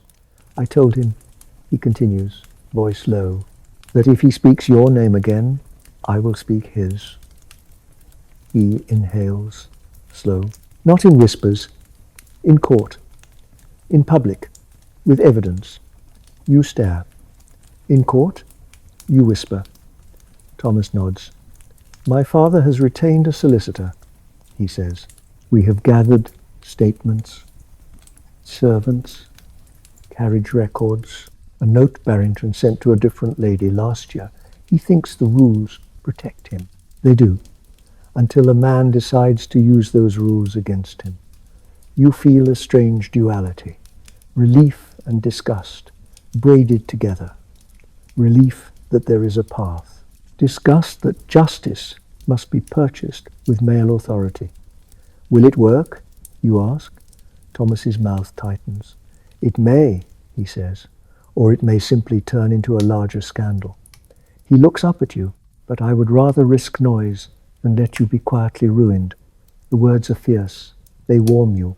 They also frighten you, because you realize again, your safety depends on the willingness of others to fight for you. That is the dark truth beneath the lace. The days that follow feel like walking on thin ice. You go out when you must. You keep your head high. You smile politely. You become the image of a respectable wife, because the image is armor. And slowly, the rumor changes shape. It begins to hesitate. People stop repeating it as eagerly. Eyes become less sharp. A few acquaintances suddenly remember other topics. One, afternoon, Mrs. Fairchild returns from a call, looking faintly satisfied. Barrington has left town, she says, as if discussing the weather. Left, you whisper. For the continent again, she replies. Paris, perhaps. Or somewhere he can wear his charm like a mask and start fresh. You exhale. The breath feels like it has been trapped in your lungs for weeks. Thomas stands behind you, hands resting lightly on your shoulders. His touch is warm, grounding. You lean back into it for a moment, allowing yourself a softness that society would call indulgent. That night, as you sit by the fire, you feel the house settle into its familiar creaks. The city outside continues to hum. Carriages pass. A night watchman calls the hour. Fog presses against the windows like a tired face. Thomas pours you a small cup of warm milk, a simple comfort, and you smile at the absurdity that something so ordinary can feel so precious. You sip slowly. You let the warmth travel down your throat, into your chest, into the place where anxiety has been living like a cold stone. I'm sorry, Thomas murmurs suddenly. You look at him. For what? You ask. For the world, he says, and he gives a small, tired laugh that has no humour. For the way it treats you, for the way it taught you to be quiet when you should be allowed to be loud. You reach for his hand. Your fingers slide into his. You hold him, and you feel how tense he has been, how much he has carried. It's strange, you whisper, how peace feels after fear. You look at the fire as if the quiet is deeper because it was nearly taken. Thomas nods. He watches the flames too. They build their lives on rules, he says softly. We will build ours on something else. Outside, a gust of wind pushes the fog into motion. The gas lamp across the street glows, haloed and soft. The city looks like a dream again, softened by mist. Its edges blurred. You think of all the women sleeping behind these walls, women with secrets, women with sorrows, women who have learned to breathe quietly so their lives do not draw attention. You think of the Matthews girl, sent away, erased. You think of how close you came to being turned into a story told in polite rooms, a cautionary tale to entertain other people's boredom. And then you think of the countryside house in Kent, the clean air and the birds. You realize you can carry that memory inside you like a pocket of light, not a light that banishes darkness, a light that makes it bearable. You rise, slowly, feeling the weight of your skirt, the soft pull of fabric, the familiar restrictions. You move toward the window and look out at the street. Fog, lamp glow, wet cobblestones shining faintly, as if the ground itself is polished by footsteps and rain. You rest your forehead lightly against the cool glass. You let your eyes soften. You listen to the distant world. You listen to the nearer world, the crackle of fire, the hush of the room. Thomas is breathing behind you. The night does not feel empty. It feels full. Full of time. Full of quiet that you have earned in a world that rarely gives it freely. You return to the chair. Thomas wraps a blanket around your shoulders. His arm settles around you, gentle, steady. Your thoughts begin to slow. The edges of the day blur. The tension unknots, one strand at a time. And in that soft dimness, with the firelight trembling on the walls like sleepy shadows, you allow yourself to drift. Not as a girl performing propriety, not as a wife defending her reputation, simply as a human being, breathing in the calm between the noises, letting the city's haunted beauty fade into something distant and safe. Good night.